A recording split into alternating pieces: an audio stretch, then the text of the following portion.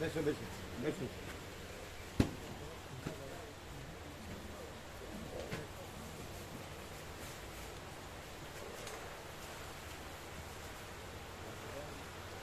આ કિરક ખોલવા લોક થઈ ગયા. આ કેવી રીતે ખોલવાનું? લોક હો ગયા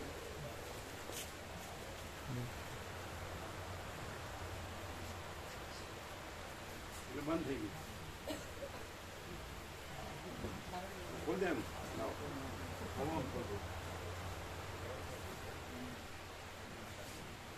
જો ये खुला अभी खुला तो क्यों लॉक हो गया? लॉक लगा दीजिए अब वो लॉक से ही खुलेगा नंबर डाल दीजिए. नंबर क्या खुलेगा और स्विच फिंगरप्रिंट से भी खुल जाएगा और फेस से भी खुल जाएगा. अच्छा तो लॉक कैसे हो गया? जैसे बोलते कोई दब गया नहीं तो लगाया बिना लगाए तो नहीं होगा, लगा दिया होगा. वो कैसे लगता है? कहाँ से लगता है? सेटिंग में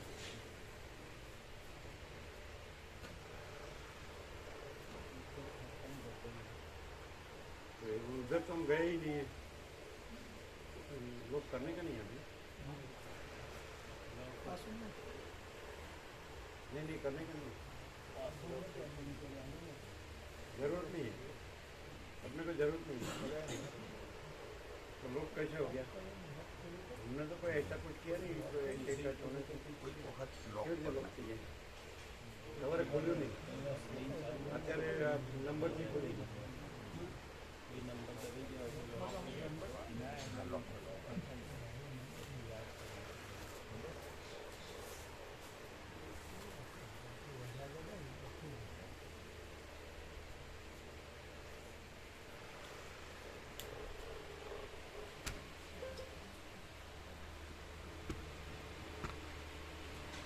આટલી બધી ઠંડી લાગે છે?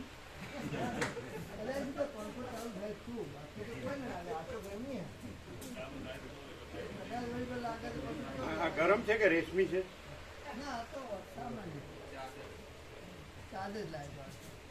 હે ચાદર છે? કોટન છે? કેમ રહી દિવાળીને? હેપી ન્યુ યર, નૂતન વર્ષ અભિનંદન. કેવું રહ્યું? સરસ, એક્સ્ટ્રા ઓર્ડિનરી, ફાઇન.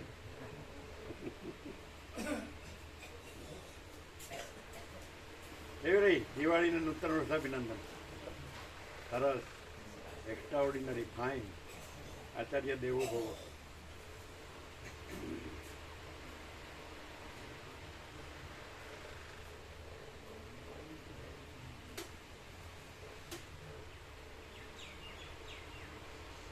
ચીનું બહુ આગળ આવી ગયા. પ્રમોશન કહેવાય ને? શું કહેવાય?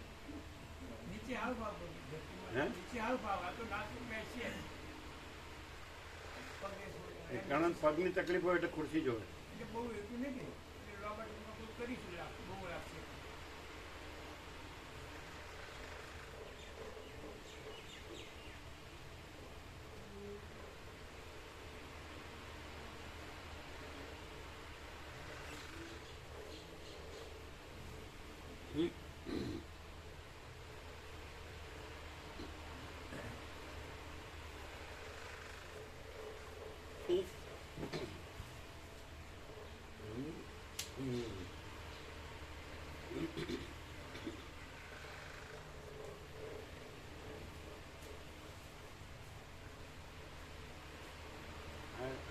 તમારા રાજુભાઈ અમે ને તમે એમ કરે છે, બરોબર છે?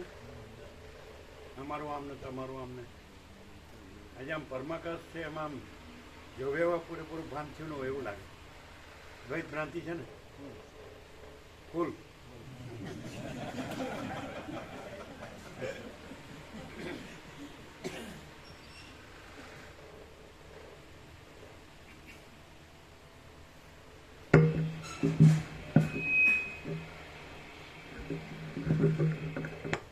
શરૂઆત તો ઠીક છે, પણ 40મા રાઉન્ડમાં ન ચાલે.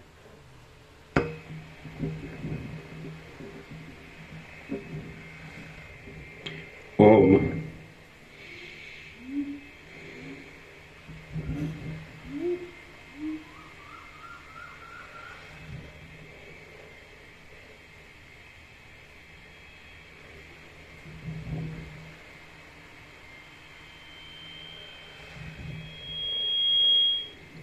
परम चिदाकाश, परम ज्योति, अखंड ज्योति, महाचिदाकाश, स्वयं प्रकाश, संपूर्ण प्रकाश, पूर्ण ब्रह्म, अनंत तेजघन, अनंत चिदघन, परमाकाश, केवल अनंत शुद्ध तेजघन, परमाकाश, अखिलात्मा, पूर्ण ब्रह्म, परमात्मा, परम चिदाकाश, परम ज्योति, अखंड ज्योति, अनंत, पूर्ण, परम चिदाकाश, परम शांति, स्वयं सिद्ध, स्वयं प्रकाश, स्वयं पूर्ण, स्वस्वरूप, यही सब कुछ है, इसके सिवा कुछ नहीं है। शून्यभास, अनंत कोटि, महाकल्पो है ही नहीं। महाचिदाकाश, स्वयं प्रकाश, संपूर्ण प्रकाश, महाचिदाकाश ज्योति, अनंत, अखंड, अभेद, महाचिदाकाश ज्योति, महातत्व, महासामान्य, महाचिदाकाश, स्वसंवेद्य, सहज निर्विकल्प, महाचिदाकाश, परम कैवल्य, परम शांति, परम चिदाकाश, अनंत, पूर्ण, निरपेक्ष सत्य, अनंत, संपूर्ण, अपरिघी, निर्भ्रांत, निरपेक्ष। वशिष्ठ राम, उपशम प्रकरण, राउंड 40मो राउंड।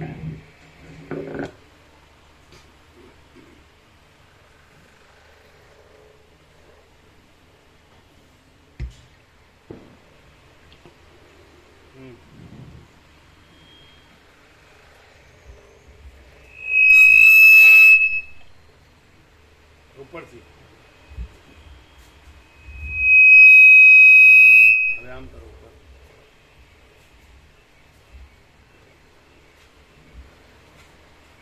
થોડું થોડું और થોડું આમ કરો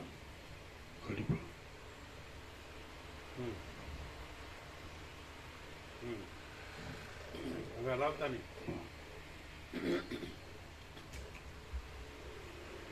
ઊંચું નીચું કરવું હોય તો કરે મોઢા સામે રહેવું જોઈએ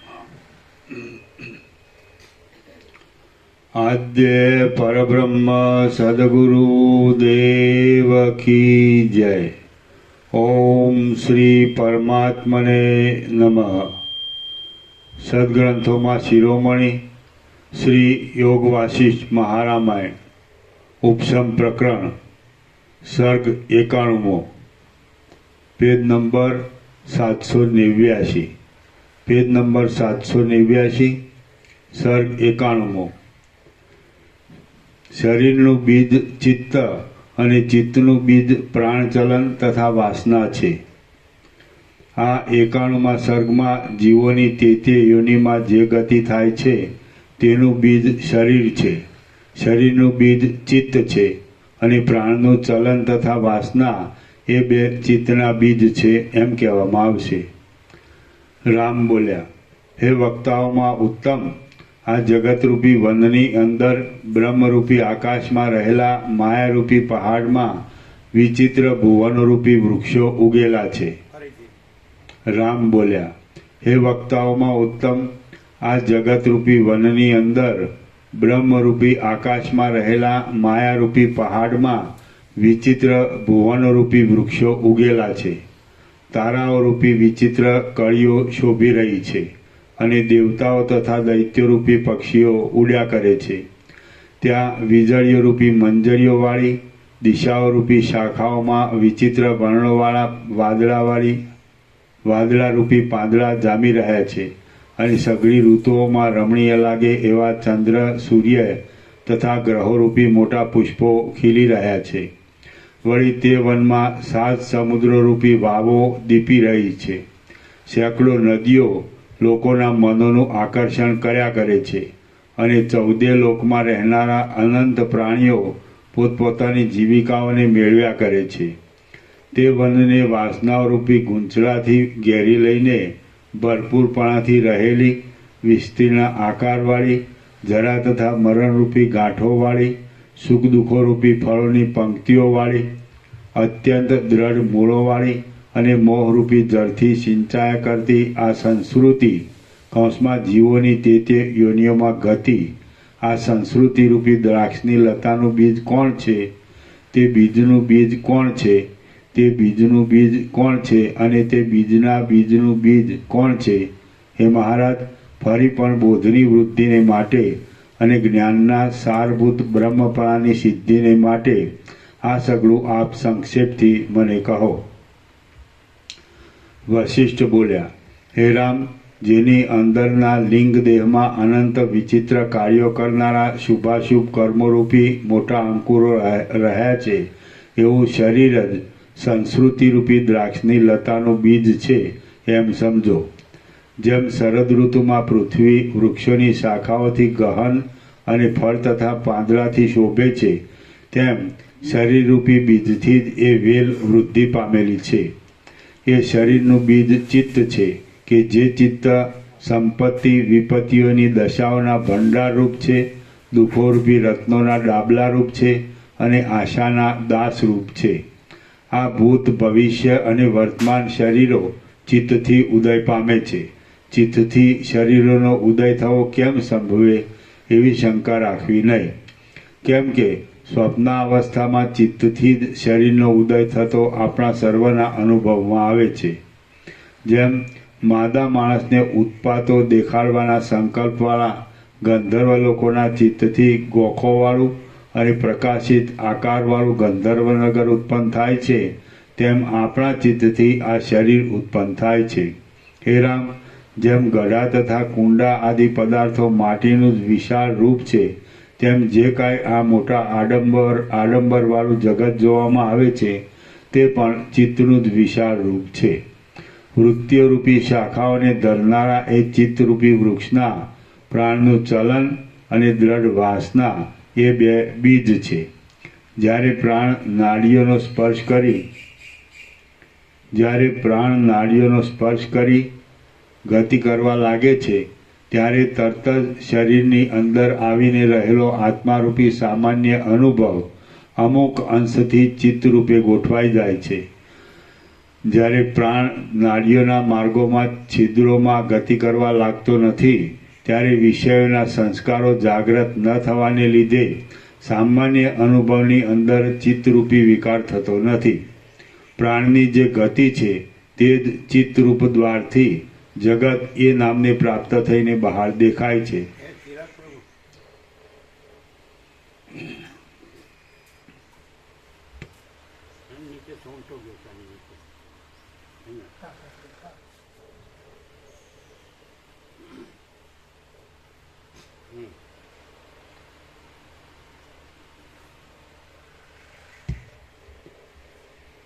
પ્રાણની જે ગતિ છે તે જ ચિત્તરૂપ દ્વારથી જગત એ નામને પ્રાપ્ત થઈને બહાર દેખાય છે એમ પણ કહેવાય છે.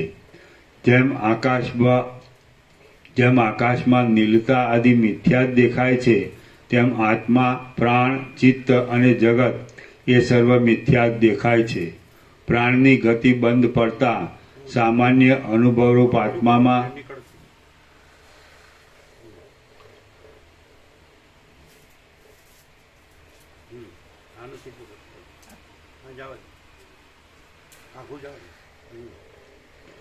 પ્રાણની ગતિ બંધ પડતા સામાન્ય અનુભવરૂપ આત્મામાં ચિત્તરૂપ વિકાર નહીં ઉઠવાથી તે આત્માનું જે શાંતપણું રહે છે તે જ સમાધિ કહેવાય છે.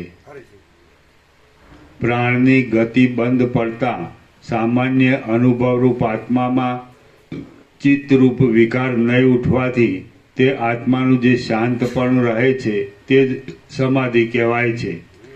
પ્રાણની ગતિ થતાં આત્મારૂપી અનુભવ અમુક અંશમાં ચિત્તરૂપી થઈને હાથથી પછાડેલા દડાની જેમ ઉછળ્યા કરે છે.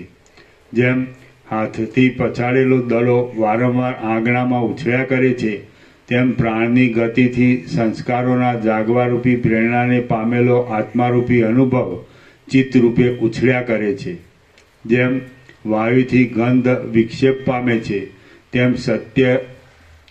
તેમ સત્ય સર્વમાં વ્યાપક અને સૂક્ષ્મ કરતાં પણ અત્યંત સૂક્ષ્મ અનુભવ પ્રાણની ગતિથી ઉપર કહેલો વિક્ષેપ પામે છે. હે રામ, માટે અનુભવને વિક્ષેપથી રહિત રાખવો એ જ પરમ કલ્યાણ છે એમ સમજો. હે રામ, માટે અનુભવને વિક્ષેપથી રહિત રાખવો એ જ પરમ કલ્યાણ છે એમ સમજો. એ વિક્ષેપનું કારણ પ્રાણની ગતિ છે, માટે તે ગતિને રોકવામાં આવે તો આત્મામાં વિક્ષેપ ઉઠે જ નહીં. આત્મા ચિત્તરૂપે ગોઠવાયો કે તરત જ બહારના વિષયોમાં અત્યંત રાગથી દોડે છે. દોડીને તે વિષયોનો ઉપભોગ કરે છે અને ઉપભોગ કરવાથી એ ચિત્તરૂપ થયેલા આત્માને અનંત દુઃખો પ્રાપ્ત થાય છે. એ ચિત્ત જો બહારના વિષયોથી વિમુખ થઈને આત્માના બોધને અર્થે ઉદ્યોગ કર્યા કરે તો તેને એ પામવા યોગ્ય નિર્મળ પદ પ્રાપ્ત થાય છે. હે રામ, માટે ચિત્તના બીજરૂપ પ્રાણની ગતિથી અને વાસનાઓની પ્રેરણાથી આત્માને વિક્ષેપ ન આવવા દો તો તમે મુક્ત જ છો. હા, હે રામ, માટે ચિત્તના બીજરૂપ પ્રાણની ગતિથી અને વાયુઓની પ્રેરણાથી આત્માને વિક્ષેપ ન આવવા દો તો તમે મુક્ત જ છો. આત્મામાં જે વિક્ષેપનું ઉઠવું છે એ જ ચિત્ત છે એમ સમજો, અને તે ચિત્તે જ લોકોને દુઃખી કરી નાખનારી આ સંસારરૂપી અનર્થોની જાળ પાથરેલી છે એમ સમજો. યોગીઓ ચિત્તની શાંતિને અર્થે જ પ્રાણાયામોના તથા ધ્યાનોના વિધિસર પ્રયોગ કરીને પ્રાણની ગતિને રોકે છે. પ્રાણનું રોધન કરવું એ બહુ ઉત્તમ છે. આત્માને વિક્ષેપો રહિત રાખનાર છે, ચિત્તની શાંતિરૂપ ફળ આપનાર છે અને ક્ષમતાનું મોટું કારણ છે. હે રામ, પ્રાણનું ચલન ચિત્તનું બીજ છે એ વિષય મેં તમને કહી સંભળાવ્યો. હવે વાસના ચિત્તનું બીજું બીજ છે એ વિષય કે જે તત્વવેત્તાઓએ પ્રકટ કરેલો છે અને અનુભવેલો છે તે કહું છું, તમે તે સાંભળો. પૂર્વકાળની દ્રઢ ભાવનાને લીધે દેહ આદિ પદાર્થોને હું અને મારું ઇત્યાદિ રૂપે જે સ્વીકારી લેવામાં આવે તે સ્વીકારવું એ જો પૂર્વાપરના વિચાર વિનાનું હોય તો તે વાસના કહેવાય છે. હું પૂર્વકાળની દ્રઢ ભાવનાને લીધે દેહ આદિ પદાર્થોને હું અને મારું ઇત્યાદિ રૂપે જે સ્વીકારી લેવામાં આવે તે સ્વીકારવું એ જો પૂર્વાપરના વિચાર વિનાનું હોય તો તે વાસના કહેવાય છે. હે રામ, વાસનાના તીવ્ર વેગથી જોડાયેલો પુરુષ પોતાથી જ્યારે જે વસ્તુનું અનુસંધાન કરે છે ત્યારે તુરત સઘળી બીજી સ્મૃતિઓથી રહિત થઈને તે વસ્તુમય થઈ જાય છે. વાસનાએ પરવશ કરેલો અને ધારેલી વસ્તુમય થઈ ગયેલો પુરુષ જે વસ્તુને જુએ છે તે વસ્તુને સાચી માનીને મોહ પામે છે. વાસનાના વેગથી પરવશ થયેલો હોવાને લીધે તે પોતાના સ્વરૂપને ત્યજી દે છે અને ખોટી આસક્તિવાળો થઈને મધ્યના મદવાળા માણસની જેમ સંસારરૂપી વિપરીત દેખાવને જોવા લાગે છે. સંસારરૂપી વિપરીત દેખાવને જોવા લાગે છે. જેમ ઝેરથી પરવશ થયેલો માણસ દુઃખોથી ઘેરાઈ જાય છે, તેમ અંદર રહેલી વાસનાથી પરવશ થયેલો પ્રાણી ખોટી સમજણવાળો થઈને દુઃખોથી ઘેરાઈ જાય છે. અનાત્મામાં આત્માની ભાવના કરવી અને મિથ્યામાં સાચાપણાની ભાવના કરવી એ જ ખોટી સમજણનું સ્વરૂપ છે અને તે જ ચિત્ત છે એમ સમજો. અનાત્મામાં આત્માની ભાવના કરવી અને મિથ્યામાં સાચાપણાની ભાવના કરવી એ જ ખોટી સમજણનું સ્વરૂપ છે અને તે જ ચિત્ત છે એમ સમજો. પદાર્થોમાં એવી રીતની જ વાસનાના દ્રઢ અધ્યાસથી અત્યંત ચંચળ થયેલું ચિત્ત જન્મનું, જરાનું તથા મરણનું કારણ થાય છે. જ્યારે આ વસ્તુ ત્યાજ્ય છે અને આ વસ્તુ ગ્રાહ્ય છે એવી કાંઈ વાસના જ ન રહે અને સઘળી અહંતા મમતાને છોડીને રહેવામાં આવે ત્યારે આત્મામાં ચિત્તરૂપી વિકાર ઉત્પન્ન થતો નથી. જ્યારે હા, છેલ્લું દર્દ અભ્યાસથી થાય છે એવી કંઈ જ વાસના ન રહે ત્યારે જ્યારે જરાનું, પદાર્થોમાં એવી રીતે જ વાસનાના દ્રઢ અભ્યાસથી અત્યંત ચંચળ થયેલું ચિત્ત જન્મનું, જરાનું તથા મરણનું કારણ થાય છે. જ્યારે આ વસ્તુ ત્યાજ્ય છે અને આ વસ્તુ ગ્રાહ્ય છે એવી કાંઈ વાસના જ ન રહે અને સઘળી અહંતા મમતાને છોડીને રહેવામાં આવે ત્યારે આત્મામાં ચિત્તરૂપી વિકાર ઉત્પન્ન થતો નથી. જ્યારે ચિત્ત વાસનાઓથી રહિત થઈને કદી કોઈ દ્રશ્યની કલ્પના જ ન કરે ત્યારે પરમ ઉપશમ આપનારી સંકલ્પ રહિત અવસ્થા ઉદય પામે છે. જેમ આકાશમાં વાદળું સ્ફુરે છે તેમ જ્યારે આત્મામાં કાંઈ પણ સ્ફુરે નહીં ત્યારે જેમ આકાશમાં કમળ ઉત્પન્ન થતું નથી તેમ આત્મામાં ચિત્ત ઉત્પન્ન થતું નથી. જ્યારે જગત સંબંધી કોઈ પણ વસ્તુનું સ્મરણ જ ન થાય ત્યારે સર્વથી રહિત થયેલા આત્મામાં ચિત્ત કેમ જ ઉત્પન્ન થાય? હે રામ, રાગને લીધે દ્રશ્ય વસ્તુમાં સાચાપણાની ભાવના કરવામાં આવે છે એટલું જ ચિત્તનું રૂપ છે એમ હું ધારું છું. બાહ્ય પદાર્થોને યાદ ન જ કરવા એ નિરોધરૂપ યોગથી સઘળા દ્રશ્યોને ભૂલી જઈને સાચા આત્મ સ્વરૂપનું અવલોકન કરવું એ ચિત્તની સંકલ્પ રહિત અવસ્થા કહેવાય છે. જીવન મુક્તનું ચિત્ત નિવૃત્તિવાળું હોય છે.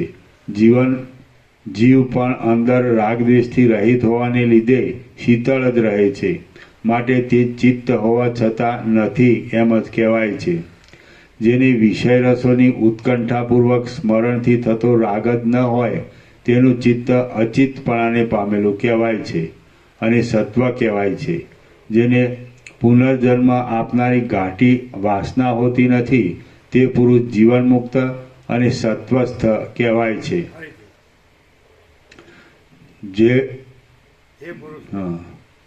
જેને પુનર્જન્મ આપનારી ઘાટી વાસના હોતી નથી તે પુરુષ જીવન મુક્ત અને સત્વસ્થ કહેવાય છે.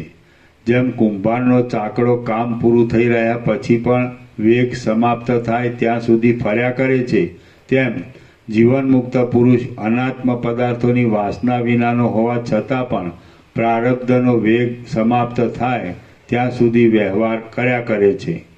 જેઓની વાસના વિષયોના સ્વાદથી રહિત થયેલી હોવાને લીધે ભૂંજાયેલા બીજની પેઠે આભાસ માત્ર હોવાથી પુનર્જન્મરૂપી અંકુરને ઉત્પન્ન કરનારી ન હોય તેઓ જીવન મુક્ત કહેવાય છે.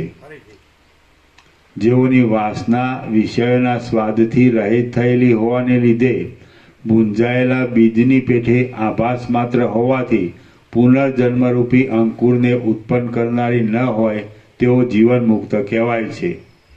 જેઓનું ચિત્ત સત્વપણાને પામેલું હોય છે એવા અને જ્ઞાનના પારને પહોંચેલા એ જીવન મુક્ત લોકો અચિત્ત ચિત્ત વિનાના જ કહેવાય છે.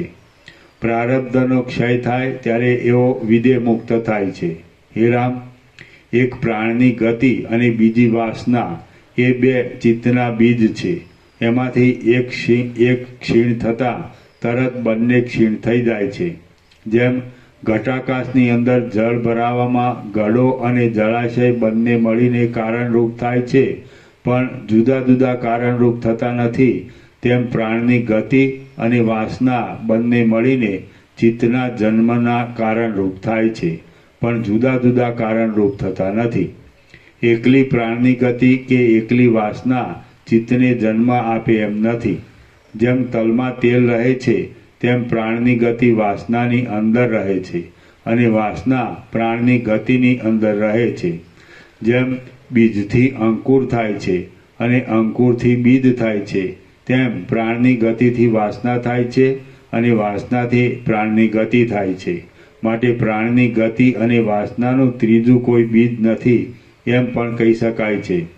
બીજી રીતથી જોઈએ તો એ પ્રાણની ગતિ તથા વાસના કે જેઓ એકબીજાના આધાર વિના થનારા નથી અને અનુક્રમે પરસ્પરથી ઉત્પન્ન થાય છે, તેઓને પ્રાણને, ઇન્દ્રિયોને તથા તેઓથી થતા આનંદને ઉત્પન્ન કરનારું ચિત્ત છે એમ પણ કહી શકાય છે. એ ચિત્ત આત્માના વિકારરૂપ હોવાથી આત્મારૂપ જ છે, તેમજ પૂર્વે ભોગવેલો વિષયાનંદ અને વર્તમાન જીવન પણ વાસનારૂપ જ હોવાથી બંને સાથે મળીને ચિત્તને ઉત્પન્ન કરે છે. અને જેમ પુષ્પમાં સુગંધ રહી છે તથા તલમાં તેલ રહ્યું છે, તેમ પૂર્વે ભોગવેલો વિષયાનંદ વર્તમાન જીવનમાં રહ્યો છે અને વર્તમાન જીવન પૂર્વે ભોગવેલા વિષયાનંદમાં રહ્યું છે. વાસનાથી પ્રાણની ગતિ થાય છે. વાસનાથી પ્રાણની ગતિ થાય છે, પ્રાણની ગતિથી વાસના થાય છે અને ચિત્તથી વાસના તથા પ્રાણની ગતિ થાય છે. એટલે એવી રીતે બીજના તથા અંકુરના જેવો ક્રમ ચાલ્યો જ આવે છે. વાસના પોતે ઉછળી આત્મામાં ક્ષોભ કરીને પ્રાણની ગતિને જાગ્રત કરે છે અને તેથી ચિત્તરૂપ બાળક જન્મે છે. તેમજ પ્રાણ પોતે ગતિ કરી આત્મામાં ક્ષોભ કરીને રાગ આદિ વાસનાને પ્રેરે છે, તેથી ચિત્તરૂપ બાળક જન્મે છે. હે રામ, આ રીતે પ્રાણની ગતિ અને વાસના ચિત્તના બીજરૂપ છે. એમાંથી એક નાશ પામે તો તે બંનેનો નાશ થાય છે અને ચિત્તનો પણ નાશ થાય છે. જેમ વાયુનો ઓગ કાળથી પાકી ગયેલા ફળને ક્ષણ માત્રમાં પાડી નાખે છે, તેમ ક્ષય પમાડેલી વાસના ચિત્તરૂપી વૃક્ષને ક્ષણ માત્રમાં પાડી નાખે છે. એ ચિત્તરૂપી વૃક્ષ સુખ દુઃખોના મનરૂપી ગતિવાળું છે, શરીરરૂપી મોટા ફળવાળું છે, કાર્યોરૂપી પાંદડાવાળું છે, ક્રિયાઓરૂપી લતાઓથી વીંટાયેલું છે, તૃષ્ણારૂપી કાળોતરી નાગણીના નિવાસરૂપ છે, રાગ તથા રોગરૂપી બગલાઓના ઘરરૂપ છે, અજ્ઞાનરૂપી મૂળવાળું છે, અત્યંત દ્રઢ છે અને ઇન્દ્રિયોરૂપી પક્ષીઓના સ્થાનરૂપ છે. હે રામ, આ ચિત્તરૂપી રજની ડમરી એ સઘળી આશાઓરૂપી દિશાઓમાં ફેલાયેલી છે. ચૈતન્યરૂપી નેત્રને ઢાંકી દેનારી છે, ચપળ વાદળા જેવા તથા થાંભલા જેવા આકારવાળી છે, અજ્ઞાનરૂપી ઉકરડામાંથી ઉઠેલી છે, તૃષ્ણાઓરૂપી તરણાથી વ્યાપ્ત છે, સ્ફૂર્તિ નાની નાની વૃત્તિઓરૂપી કણીઓની ભારે ગરબડવાળી છે, ગુમવામાં કોઈ પણ પરિશ્રમ પામતી નથી અને અંદર રહેલા આત્મારૂપી સૂર્યના પ્રકાશને દેખાવા દેતી નથી અને તે પ્રાણરૂપી પવનની ગતિ રોકવાથી ક્ષણ માત્રમાં લીન થઈ જાય છે. ચિત્તના બીજરૂપ પ્રાણની ગતિ અને વાસના એ બંનેનું બીજ શબ્દ આદિ વિષયો છે એમ પણ કહી શકાય છે, કેમ કે શબ્દ આદિ વિષયોથી હૃદયમાં પ્રાણની ગતિનું તથા વાસનાનું સ્ફુરણ થાય છે. પ્રિય અપ્રિય શબ્દ આદિ વિષયોના સ્મરણથી જ પ્રાણની ગતિ તથા વાસના ઉદય પામે છે, માટે શબ્દ આદિ વિષયો બીજ છે એમ કહેવામાં આવે છે. જેમ મૂળના છેદનથી વૃક્ષ તુરત નષ્ટ થઈ જાય છે, તેમ શબ્દ આદિ વિષયોના ત્યાગથી પ્રાણની ગતિ અને વાસના મૂળ સહિત તુરત નષ્ટ થઈ જાય છે. શબ્દ આદિ વિષયોને આત્માથી અભિન્ન ધારવા એ જ શબ્દ આદિ વિષયોનો ત્યાગ છે, કેમ કે આત્મા જ પોતાના ધીરપણાને ત્યજી દઈ શબ્દ આદિ વિષયો જેવો થઈને ચિત્તના બીજરૂપ થાય છે. જેમ તલ તેલ વિનાનો હોતો નથી, તેમ શબ્દ આદિ વિષયો પણ આત્મા વિનાના હોતા જ નથી. બહારના તથા અંદરના જે કોઈ વિષયો છે તેઓ આત્માથી જુદા છે જ નહીં. જે આત્મા છે તે જ સંકલ્પથી સ્ફુરીને પોતાથી પોતામાં શબ્દ આદિ વિષયોને દેખે છે. જેમ સ્વપ્નમાં મરણ તથા બીજા દેશમાં સ્થિતિ આત્માના પોતાના ચમત્કારથી થાય છે, તેમ જાગ્રતના વિષયો પણ આત્માના પોતાના ચમત્કારથી થાય છે. આત્માને વિવેક દશામાં જે પોતાના તત્વનું જ્ઞાન થાય છે તે પણ પોતાના સંકલ્પથી થતું હોવાને લીધે સ્વપ્ન જેવું જ છે. કેમ કે અદ્વિતીય સ્વરૂપમાં તત્વજ્ઞાન આદિ કાંઈ પણ વાસ્તવિક રીતે સંભવતું નથી. હે રામ, માટે જેમ બાળકને પોતાના સંકલ્પથી ઉઠેલા ભ્રમથી જ વેતાળ દેખાય છે, તેમ જીવાત્માને પોતાના સંકલ્પથી ઉઠેલા ભ્રમથી જ આ જગતરૂપી ઝાડ દેખાય છે. જેમ શાંતિથી ઠૂઠામાં પુરુષ દેખાય છે, તેમ જીવાત્માને પોતામાં ભ્રાંતિથી શબ્દ આદિ વિષયો દેખાય છે. જેમ જાળિયામાં પેઠેલા સૂર્યના તથા ચંદ્રના કિરણોમાં લાકડીના જેવા તેજનો આકાર તથા ઉડતા ત્રશ્રેણુઓ દેખાય છે, અને જેમ વહાણમાં બેઠેલાને કાંઠાના પર્વત ચાલતા લાગે છે, તેમ જીવાત્માને પોતામાં જગત દેખાય છે. જેમ રજ્જુમાં દેખાતું સર્પપણું અને ચંદ્રમાં દેખાતું બેપણું સારી રીતે અવલોકન કરવાથી ટળી જાય છે, તેમ આત્મામાં દેખાતું જગતરૂપી મિથ્યા જ્ઞાન યથાર્થ જ્ઞાનથી ટળી જાય છે. આત્મા શુદ્ધ જ છે અને તેમાં જગત મુદ્દલ છે જ નહીં, એવી રીતનો જે દ્રઢ નિશ્ચય થાય તે યથાર્થ જ્ઞાન જ છે, એમ વિદ્વાનોએ સિદ્ધાંત કર્યો છે. આત્મા શુદ્ધ જ છે અને તેમાં જગત મુદ્દલ છે જ નહીં, એવી રીતનો જે દ્રઢ નિશ્ચય થાય તે યથાર્થ જ્ઞાન જ છે, એમ વિદ્વાનોએ સિદ્ધાંત કર્યો છે. આ આત્માને પૂર્વે જોયેલું અથવા પૂર્વે નહીં જોયેલું જે કાંઈ દ્વૈત દેખાય છે, તેને સમજુ પુરુષે પ્રયત્નથી ટાળી નાખવું જોઈએ. એ ટાળી નાખવામાં નથી આવતું એટલો જ આત્માને સંસારનો સંબંધ છે, અને એ ટાળી નાખવામાં આવે એ જ મોક્ષ છે, એમ સિદ્ધ થાય છે. જગતનું દર્શન એ જન્માદિ અનંત દુઃખને માટે છે, અને જગતના દર્શનથી રહિત થઈને ચેતનપણાથી રહેવું એ અવિનાશી સુખને માટે છે. હે રામ, માટે તમે જગતના દર્શનનો ત્યાગ કરીને ચૈતન્ય એક રસ તથા પૂર્ણાનંદ થાઓ. આત્મા કે જે જગતના દર્શનથી રહિત છતાં ચૈતન્ય છે, તે જ તમે રહો. રામ બોલ્યા, હે મહારાજ, જગતના દર્શનનો ત્યાગ કરીને ચેતન રહેનારો પુરુષ કેવો થાય? જગતનું દર્શન ટળી જાય તો જડપણું પ્રાપ્ત થયા વિના રહે નહીં. એ જડપણું કેવી રીતે ટળે? વશિષ્ઠ બોલ્યા, હે રામ, જીવનમુક્ત પુરુષ વ્યવહારના આભાસ માત્રને દેખાડે છે, પણ તેના મનમાં ભૂત, ભવિષ્ય તથા વર્તમાનકાળની કોઈ પણ વસ્તુમાં સત્યતા માનવારૂપી ભ્રાંતિ હોતી નથી. એટલા માટે તે પુરુષ જગતના દર્શનનો ત્યાગ કરનારો છે અને ચેતન છે. જે પુરુષને સેંકડો કાર્યો કરવા છતાં પણ જગતમાં સત્યપણાની ભ્રાંતિ ન હોય, તે પુરુષ જગતના દર્શનનો ત્યાગ કરનારો અને ચેતન કહેવાય છે. જેની બુદ્ધિ વિષયોથી જરા પણ લેપાતી ન હોય, તે પુરુષ જગતના દર્શનનો ત્યાગ કરનારો, ચેતન અને જીવનમુક્ત કહેવાય છે. જ્યારે સઘળી વિષય વાસનાઓ ટળી જવાને લીધે આત્મ સ્વરૂપ વિના બીજું કાંઈ પણ નાશ પામે એવું નથી એમ માનવામાં ન આવે, અને બાળકના તથા મૂંગા આદિના જ્ઞાનની પેઠે નિર્વિક્ષેપપણાથી રહેવામાં આવે, ત્યારે જડતા વિનાના સ્વચ્છ અનુભવનો આશ્રય કર્યો કહેવાય છે. એ આશ્રય કરવાને લીધે જીવનમુક્ત પુરુષ ફરીવાર જન્મ મરણ આદિના લેપને પ્રાપ્ત થતો નથી. જેમ આકાશમાં મોટી નીલતા ઉદય પામે છે, તેમ નિર્વિકલ્પ સમાધિ કરવાથી સઘળી વાસનાઓ વિનાનો બ્રહ્માકાર વૃત્તિરૂપી મોટો આનંદ ઉદય પામે છે, કે જે આનંદમાં જીવનમુક્ત પુરુષો સર્વદા રહે છે. જીવનમુક્ત પુરુષનો એ બ્રહ્માકાર વૃત્તિરૂપ આનંદ પણ વિદેહ મુક્તિના સમયમાં જીવનમુક્તની સાથે પરબ્રહ્મની અંદર લીન થઈ જાય છે. જગતના જગતરૂપે દર્શનનો ત્યાગ કરનારો મહાસુખી જીવનમુક્ત પુરુષ ચાલતા, બેસતા, સ્પર્શ કરતા અને ગંધ આદિનું ગ્રહણ કરતા પણ એ બ્રહ્માકાર વૃત્તિરૂપી આનંદથી યુક્ત રહે છે.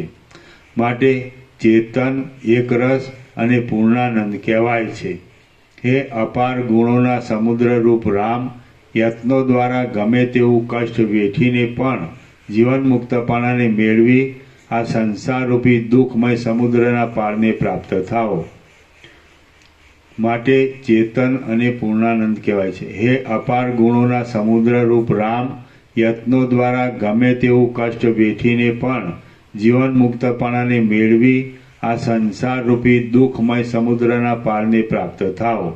જેમ બીજમાંથી કાળે કરી આકાશ સુધી પહોંચનારું મોટું વૃક્ષ ઉઠે છે, તેમજ જીવાત્માના સંકલ્પમાંથી આ અત્યંત મોટું જગત ઉઠેલું છે. જ્યારે જીવાત્મા સંકલ્પો કરીને પોતાના દેહરૂપી આકારને કલ્પી લે છે, ત્યારે એ જ જીવાત્મા આ જન્મોની જાળના બીજપણાને પ્રાપ્ત થાય છે.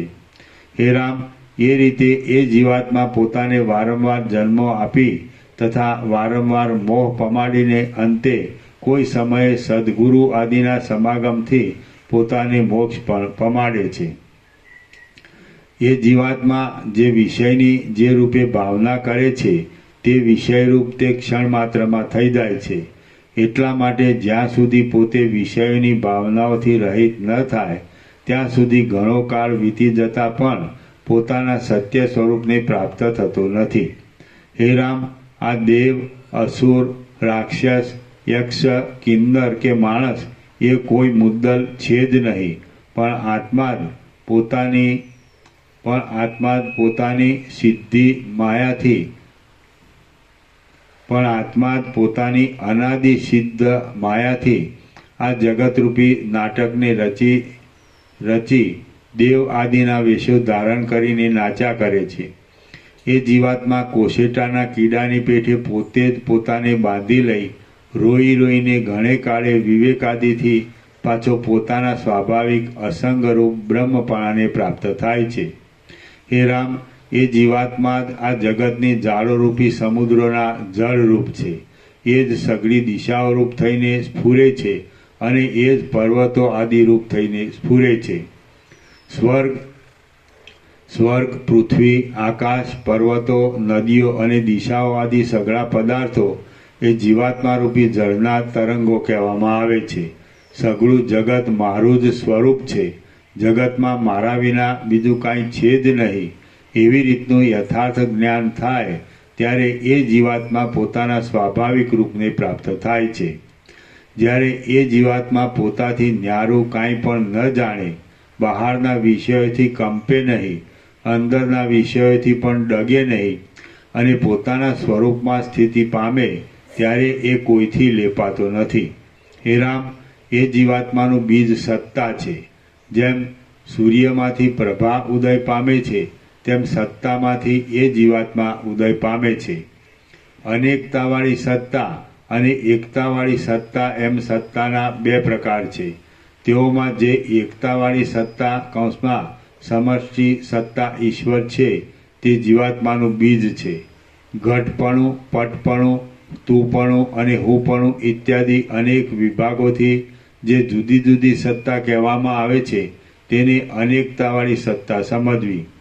એ અનેક વિભાગોને ત્યજી દઈને સર્વના સમાવેશવાળી જે વિસ્તીર્ણ એક સત્તા સમષ્ટિ સત્તા કહેવાય છે તેને એકતાવાળી સત્તા સમજવી. ઘટ સત્તા તથા પટ સત્તા ઇત્યાદિ જુદા જુદા વિભાગોનો ત્યાગ કરતા જે એકરૂપ મોટા રૂપવાળી અને લેપ વિનાની સમષ્ટિ સત્તા છે તે એકતાવાળી સત્તા કહેવાય છે. સત્તાના ઘટ પટ આદિ જે જુદા જુદા આકારો છે તે કદી પણ સાચા નથી અને સાચા નથી એટલા માટે તેઓનું ધ્યાન કરવાની પણ આવશ્યકતા નથી. એકતાવાળી જે નિર્મળ સત્તા ઈશ્વર છે તે અનેકતાવાળી સત્તાની જેમ કદી પણ નાશ પામતી નથી અને કદી પણ પોતાના સ્વરૂપને ભૂલતી નથી. કેટલાએ કહે છે કે કાળ જ જગતનું કારણ છે, કેટલાએ કહે છે કે પરમાણુઓ જ જગતનું કારણ છે અને કેટલાએ કહે છે કે જાતિ જ જગતનું કારણ છે. પણ તમે કાળને, પરમાણુઓને કે જાતિને કારણ નહીં માનતા સમષ્ટિ સત્તાને એટલે ઈશ્વરને જગતનું કારણ માનીને તેની ભાવના કરો. જો કે કાળ, પરમાણુઓ અને જાતિ પણ તેઓમાંથી જડ ભાગને કાઢી નાખતા બ્રહ્મરૂપ જ છે, તો પણ દ્રશ્ય ભાગ રૂપે ભેદવાળા છે, માટે વાસ્તવિક નથી. જેમાં ભેદ બુદ્ધિને કરાવનારો અને અનાત્માની આસક્તિ આપનારો કોઈ પ્રકારનો પણ ભેદ રહ્યો હોય તે પદાર્થ પવિત્ર કેમ જ હોય? હે રામ, તમે પોતામાં એ સમષ્ટિ સત્તાની ભાવના કરી પરિપૂર્ણ પરમ આનંદવાળા તથા સઘળી દિશાઓમાં ભરપૂર થઈને રહો. હે મહાપંડિત રામ, એ સમષ્ટિ સત્તાના પણ છેડે એટલે તેના પણ અધિષ્ઠાનરૂપ જે પરમ સત્તા પરબ્રહ્મ છે તે જ વાસ્તવિક રીતે જીવનું તથા જગતનું બીજ છે, કેમ કે એ સર્વ એમાંથી જ પ્રવર્તે છે. સમષ્ટિ સત્તાને છેડે કલ્પના વિનાનું અને આદિ અંત વિનાનું જે એ આદ્ય પદ છે તેનું કોઈ પણ બીજ નથી. એમાં જ સર્વનો લય થાય છે અને એ પોતે નિર્વિકાર રહે છે. એ પદમાં જેને સ્થિતિ મળી હોય તે પુરુષ ફરીવાર આ દુઃખરૂપી સંસારમાં જન્મ ધરતો નથી. એ પદ સઘળા કારણોનું કારણ છે અને એનું કારણ કોઈ નથી. એ પદ જ સઘળા સારોમાં સાર છે અને એથી અધિક કોઈ પણ સાર નથી. જેમ તળાવમાં કાંઠાના વૃક્ષો પ્રતિબિંબિત થાય છે તેમ એ ચૈતન્યરૂપી મોટા દર્પણમાં આ સઘળી વસ્તુઓ પ્રતિબિંબિત થયેલી છે. સઘળા વિષયો એ પદમાં અધ્યસ્ત હોવાથી જ ઇન્દ્રિયોને પ્રીતિ આપે છે અને જેમ જીભથી મધુર આદિ 6 રસો પ્રગટ થાય છે તેમ આનંદના સમુદ્રરૂપ એ પદથી જ પ્રગટ થાય છે. વિષયો પોતાથી સ્વાદ વિનાના હોવા છતાં પણ એ પદના યોગથી જ સ્વાદવાળા લાગે છે. એટલા માટે એ અત્યંત સ્વચ્છ બ્રહ્મ સ્વરૂપ સઘળા આનંદોમાં અત્યંત આનંદરૂપ છે અને સઘળા પ્રિયોમાં અત્યંત પ્રિયરૂપ છે. હે રામ, આ બ્રહ્માંડોના સમૂહો એ પદમાં જ ઉત્પન્ન થાય છે. ઉત્પન્ન થયા પછી એમાં જ રહે છે, એમાં જ વધે છે, એમાં જ ફેરફાર પામે છે, એમાં જ ક્ષીણ થવા લાગે છે અને એમાં જ ગળી જાય છે. એ પદ ભારેમાં ભારે છે, હલકામાં હલકું છે, સ્થૂળમાં સ્થૂળ છે અને સૂક્ષ્મમાં સૂક્ષ્મ છે. એ પદ દૂરમાં દૂર છે, સમીપમાં સમીપ છે, નાનામાં નાનું છે અને વૃદ્ધમાં વૃદ્ધ છે. એ પદ તેજના તેજરૂપ છે, અંધારાના પણ તત્વરૂપ છે, સઘળી વસ્તુઓના અધિષ્ઠાનરૂપ છે અને દિશાઓના પણ અવકાશરૂપ છે. એ પદ જગતમાં પ્રસિદ્ધ નથી. એ પદ જગતમાં પ્રસિદ્ધ નથી. જગતમાં જે કાંઈ પ્રસિદ્ધ છે તે પણ એ જ છે. જગતના અભાવરૂપ પણ એ જ છે, દ્રશ્ય પણ એ જ છે, જે કાંઈ અદ્રશ્ય છે તે પણ એ જ છે. સ્વરૂપથી એ હું છું અને અહંકારરૂપી એ હું નથી. હે નિર્દોષ રામ, સર્વ પ્રકારના પ્રયત્નો કરીને પણ જે રીતે એ પરમ પવિત્ર પદમાં તમને સ્થિતિ મળે તેમ કરો. એ પદ નિર્મળ છે, અવિનાશી છે અને એ જ આત્માનું વાસ્તવિક સ્વરૂપ છે. જો એનો સાક્ષાત અનુભવ થાય તો ચિત્ત બાધિત થઈ જાય છે. હે રામ, જો તમે એ વ્યાપક મુખ્ય સ્વરૂપને જાણી ચૂક્યા હશો તો સંસારના ભયથી મુક્ત જ છો. તમને કદી પણ ફરીવાર આવર્તન થવાનું નથી. સર્ગ 91 સમાપ્ત. સર્ગ 92 તત્વજ્ઞાન, ચિત્તનાશ અને વાસનાક્ષયનો સાથે જ અભ્યાસ. આ 92મા સર્ગમાં બ્રહ્મના ધ્યાનમાં, ઈશ્વરના ધ્યાનમાં તથા જીવાત્માના ધ્યાનમાં યત્નનું વધતા ઓછાપણું કહેવામાં આવશે અને તત્વજ્ઞાનનો, ચિત્તના નાશનો તથા વાસનાના ક્ષયનો સાથે જ અભ્યાસ કરવાનું કહેવામાં આવશે. રામ બોલ્યા, હે માન આપનારા ગુરુ મહારાજ, આપે શરીરથી માંડીને શબ્દ આદિ વિષયો સુધી જે બીજો કહ્યા અને જીવાત્માથી માંડીને બ્રહ્મ સુધી જે બીજો કહ્યા તેઓમાં કયા બીજનો આશ્રય કરવાથી બ્રહ્મરૂપ પરમપદની તુરત પ્રાપ્તિ થાય તે કહો. વશિષ્ઠ બોલ્યા, હે રામ, મેં શરીરથી માંડીને શબ્દ આદિ વિષયો સુધી જે દુઃખરૂપ બીજો કહ્યા તે સઘળામાં એક પછી એકને દૂર કરવાથી પરબ્રહ્મરૂપ પદની તુરત પ્રાપ્તિ થાય છે. બળાત્કારે પુરુષ પ્રયત્નથી તુરત જ વાસનાનો ત્યાગ કરીને પરબ્રહ્મરૂપ પદ કે જે સમષ્ટિ સત્તાથી એટલે ઈશ્વરથી પણ ઉપર છે તેનો સાક્ષાત્કાર કરીને તેમાં ક્ષણ માત્ર જો ચિત્તની નિશ્ચલ સ્થિતિ કરો તો આ ક્ષણમાં એ સર્વોત્તમ પરબ્રહ્મરૂપ પદને સારી પેઠે પ્રાપ્ત થાઓ. હે રામ, જો ઈશ્વરના સ્વરૂપને શુદ્ધ કરીને તેમાં ચિત્તની સ્થિતિ બાંધશો તો કાંઈક વધારે યત્નથી પરબ્રહ્મરૂપ પદને પ્રાપ્ત થઈ શકશો. જો જીવાત્માના સ્વરૂપને શુદ્ધ કરીને તેમાં ચિત્તની સ્થિતિ બાંધશો તો ઉપરના યત્ન કરતાં પણ કંઈક વધારે યત્નથી પરમ બ્રહ્મરૂપ પદને પામી શકશો. હે રામ, જેમ ઈશ્વરના તથા જીવાત્માના સ્વરૂપને જડ ભાગથી રહિત કરવા રૂપી શુદ્ધિ આપીને તેઓનું ધ્યાન કરવું એ પણ બ્રહ્મની પ્રાપ્તિનો ઉપાય છે, તેમ જડને ચૈતન્યમાંથી રહિત કરવા રૂપી શુદ્ધિ આપીને જડનું ધ્યાન કરવું એ પણ બ્રહ્મની પ્રાપ્તિનો ઉપાય શા માટે ન હોય એવી શંકા રાખવી નહીં, કેમ કે ચૈતન્ય વિના એકલા જડ પદાર્થનું સ્ફુરણ થવું સંભવતું નથી. ચૈતન્ય સર્વદા સર્વમાં વ્યાપક છે, માટે ચૈતન્ય વિના એકલા જડનું ગ્રહણ થઈ શકે એમ જ નથી. તમે જે કાંઈ ચિંતવો છો, જ્યાં જાઓ છો, જ્યાં ઊભા રહો છો અને જે કરો છો ત્યાં ચૈતન્ય રહેલું જ છે. જેમ રજ્જુ સર્પના ભ્રમમાં રજ્જુ વિના એકલો સર્પ હોતો જ નથી, તેમ ચૈતન્ય વિના એકલું જડ હોતું જ નથી. સઘળું જડ ચૈતન્યમાં અધ્યસ્થ છે, માટે જેમ ચૈતન્ય જડથી જુદું પડી શકે છે તેમ જડ ચૈતન્યથી જુદું પડી શકે એમ નથી. હે રામ, વાસનાનો ત્યાગ કરવામાં અને મનનો નાશ કરવામાં યત્ન કરો તો તમારા સઘળા આદિઓ તથા વ્યાધિઓ ક્ષણ માત્રમાં શિથિલ થઈ જાય. પણ ઉપર કહેલા પ્રયત્નો કરતાં આ પ્રયત્ન અઘરો છે, કેમ કે મેરુ પર્વતને ઉખેડવા કરતાં પણ વાસનાનો ત્યાગ કરવો વધારે દુસ્સાધ્ય છે. જ્યાં સુધી મનનો લય થાય નહીં ત્યાં સુધી વાસનાનો ક્ષય થતો નથી, અને જ્યાં સુધી વાસનાનો ક્ષય થતો નથી ત્યાં સુધી ચિત્ત શાંત થતું નથી. જ્યાં સુધી આ તત્વજ્ઞાન ન થયું હોય ત્યાં સુધી ચિત્તનો નાશ થતો નથી, અને ચિત્તનો નાશ ન થયો હોય ત્યાં સુધી તત્વજ્ઞાન થતું નથી. તેમજ જ્યાં સુધી વાસનાનો નાશ ન થયો હોય ત્યાં સુધી તત્વજ્ઞાન થતું નથી, અને જ્યાં સુધી તત્વજ્ઞાન ન થયું હોય ત્યાં સુધી વાસનાનો નાશ થતો નથી. તત્વનું જ્ઞાન, ચિત્તનો નાશ અને વાસનાનો ક્ષય એ પરસ્પરના કારણો થઈને રહ્યા છે, માટે દુસાધ્ય છે.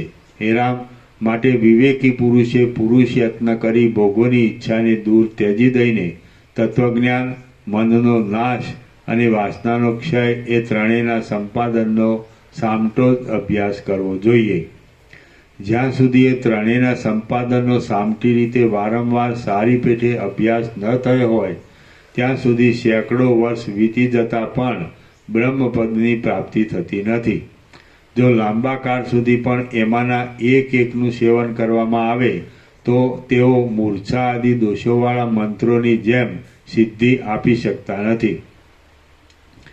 જેમ યોદ્ધાઓમાંના એકને સારી પેઠે ઘણા કાળ સુધી રાજી કરીને પણ શત્રુની સામે મોકલીએ તો પણ તેઓ શત્રુને તોડી શકતા નથી, તેમ તત્વબોધ, ચિત્તનો નાશ અને વાસનાનો ક્ષય એમાંના એકને સારી યુક્તિથી ઘણા કાળ સુધી સેવીને સંસારરૂપી શત્રુની સામે મોકલીએ તો પણ તેઓ એ સંસારરૂપી શત્રુને તોડી શકતા નથી.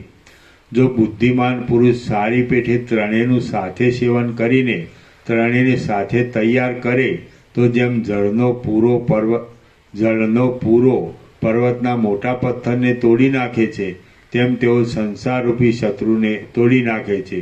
હે રામ, તમે તત્વબોધ, ચિત્તનો નાશ અને વાસનાનો ક્ષય એનું લાંબા કાળ સુધી પ્રયત્નપૂર્વક સાથે જ સેવન કરશો તો તમને સંસારનો લેપ થશે જ નહીં. જેમ કમળનું નાળ છેદી નાખવાથી કમળના તંતુઓ સંપૂર્ણ રીતે તૂટી જાય છે, તેમ તત્વબોધ, ચિત્તનો નાશ તથા વાસનાનો ક્ષય એનો લાંબા કાળ સુધી સાથે અભ્યાસ કરવાથી હૃદયની અહંતા મમતારૂપી દ્રઢ ગાંઠો સંપૂર્ણ રીતે તૂટી જાય છે. હે રામ, સેંકડો જન્મોથી જેનો અભ્યાસ થતો આવે છે એવી આ સંસારની સ્થિતિ તત્વબોધ આદિનો લાંબા કાળ સુધી સાથે જ અભ્યાસ કર્યા વિના કદી પણ ક્ષીણ થતી નથી. હે રામ, તમે ચાલતા, સાંભળતા, સ્પર્શ કરતા, સૂંઘતા, ઊભા રહેતા, જાગતા અને સૂતા પણ પરમ કલ્યાણને અર્થે તત્વબોધ, ચિત્તનો નાશ અને વાસનાનો ક્ષય એ ત્રણેયનો અભ્યાસ કર્યા કરો. હે રામ, તમે ચાલતા, સાંભળતા, સ્પર્શ કરતા, સૂંઘતા, ઊભા રહેતા, જાગતા અને સૂતા પણ પરમ કલ્યાણને અર્થે તત્વબોધ, ચિત્તનો નાશ અને વાસનાનો ક્ષય એ ત્રણેયનો અભ્યાસ કર્યા કરો. જેઓ વાસનાનો ક્ષય ફળદાયી છે તેઓ જ પ્રાણાયામ પણ ફળદાયી છે એમ તત્વવેત્તાઓ કહે છે. માટે પ્રાણાયામનો પણ એવી જ રીતે અભ્યાસ રાખવો. વાસનાનો ત્યાગ કરવાથી પણ ચિત્ત નષ્ટપણાને પામે છે અને પ્રાણની ગતિ રોકવાથી પણ ચિત્ત નાશ પામે છે. માટે ચિત્તનો નાશ કરવાને માટે એ બે પક્ષમાંથી તમને જે ગમે તે પક્ષ લો. લાંબા કાળ સુધી પ્રાણાયામના અભ્યાસથી, યોગાભ્યાસમાં નિપુણતાવાળા ગુરુએ બતાવેલી યુક્તિથી, આસનના જયથી, ભોજનના નિયમોથી અને યોગને લગતા એવા બીજા જ પ્રકારોથી પ્રાણની ગતિ રોકાય છે. આત્મતત્વને તે જેવું છે તેવું બરોબર વસ્તુઓના આદિમાં, મધ્યમાં તથા અંતમાં જે તત્વ નિર્વિકાર તથા અવિનાશી રહે છે તે જ આત્મતત્વ છે. આત્મતત્વને તે જેવું છે તેવું બરોબર વસ્તુઓના આદિમાં, મધ્યમાં તથા અંતમાં જે તત્વ નિર્વિકાર તથા અવિનાશી રહે છે તે જ આત્મતત્વ છે. એ તત્વને જાણવાથી વાસના ક્ષીણ થાય છે. આસક્તિ રાખ્યા વિનાનો વ્યવહાર કરવાથી, સંસાર સંબંધી મનોરથોનો ત્યાગ કરવાથી અને શરીર વિનાશી છે એમ જોયા કરવાથી વાસના ક્ષીણ થાય છે. જેમ પવનની ગતિ શાંત થતાં ધૂળ ઉડતી નથી તેમ વાસનાનો વૈભવ નષ્ટ થતાં ચિત્તની પ્રવૃત્તિ બંધ પડી જાય છે. તેમજ જે પ્રાણની ગતિ છે તે જ ચિત્તની ગતિ છે. કેમ કે જેમ ઉકરડામાંથી ધૂળ થાય છે તેમ પ્રાણની ગતિમાંથી ચિત્તની ગતિ થાય છે. વારંવાર એકાગ્ર ચિત્તથી બેસીને બુદ્ધિમાન પુરુષે પ્રાણની ગતિને જીતી લેવામાં સારી પેઠે યત્ન કરવો જોઈએ. પ્રાણની ગતિને રોકવાનો જે ક્રમ કહ્યો તે ક્રમ નહીં કરતા જો તમે બીજા ઉપાયોથી ચિત્તને દબાવવા ધારતા હશો તો ઘણે કાળે ચિત્તને દબાવી શકશો. જેમ અંકુશ વિના મદોન્મત્ત હાથીને વશ કરી શકાતો નથી તેમ યોગ્ય યુક્તિઓ વિના મનને જીતી શકાતું નથી. ચિત્તને જીતી લેવાને માટે બ્રહ્મવિદ્યાની પ્રાપ્તિ, મહાત્માઓનો સમાગમ, વાસનાનો ત્યાગ અને પ્રાણની ગતિનું રોકાણ એ ઉત્તમ યુક્તિઓ છે. જેમ વરસાદની ધારાઓથી ધૂળ જીતાઈ જાય છે તેમ એ યુક્તિઓથી ચિત્ત તુરત જીતાઈ જાય છે.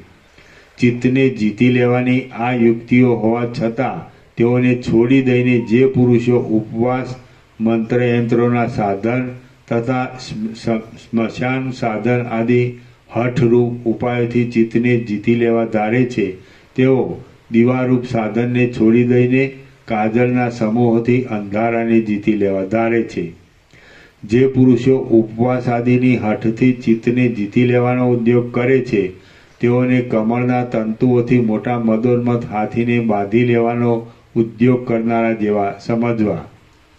જેઓ બ્રહ્મવિદ્યાના અભ્યાસ આદિ યુક્તિઓને છોડી દઈને ઉપવાસ તથા સ્મશાન સાધન આદિના હઠરૂપ ઉપાયોથી ચિત્તને તથા ચિત્તની પાસે રહેનારા શરીરને સ્થિર કરવાનો ઉદ્યોગ કરે તેઓને નિષ્ફળ શ્રમ કરનારા સમજવા. એ હઠરૂપી નિષ્ફળ શ્રમ કરનારા લોકો અભાગ્યા પ્રાણીઓની જેમ એક ભયમાંથી બીજા ભયમાં જઈ પડે છે. એક કલેશમાંથી બીજા કલેશને પામે છે. ક્યાંય પણ ધીરજરૂપી શાંતિને પ્રાપ્ત થતા નથી. પર્વતોના શિખરોમાં ભટક્યા કરે છે. ફળોને તથા પાંદડાઓને ખાયા કરે છે અને બિચારા હરણોની જેમ અત્યંત અવિવેક ભરેલી બુદ્ધિવાળા તથા ચારે બાજુથી ભય પામતા જ રહે છે. છેદાયેલા તથા વિંખાયેલા અંગો ધૈર્યાદીવાળી તેઓની કૂણી બુદ્ધિ ગામમાં આવેલી મૃગલીની પેઠે ક્યાંય વિશ્વાસ પામતી નથી. એઓનું ચિત્ત ભયના સ્થાનમાં જળની પેઠે અનેક કલ્લોલોથી વ્યાપ્ત થઈ જાય છે અને જેમ પહાડની નદીઓમાં પડીને ખડ તણાયું જાય તેમ રાગ આદિમાં પડીને તણાયું જાય છે. જેઓ ચિત્તને જીતવાને માટે યજ્ઞ, તપ, દાન, તીર્થયાત્રા તથા દેવપૂજન આદિ ભ્રાંતિરૂપ ઉપાયોથી કાળક્ષેપ કરે છે તેઓ પણ મૃગોની પેઠે લાંબા કાળ સુધી સેંકડો ચિંતાઓથી ઘેરાયેલા જ રહે છે. યજ્ઞ આદિથી કાળક્ષેપ કરનારા એ લોકો ઘણું કરીને સેંકડો દુઃખોથી તથા રાગ આદિ સેંકડો દોષોથી ઘેરાયેલા જ રહે છે.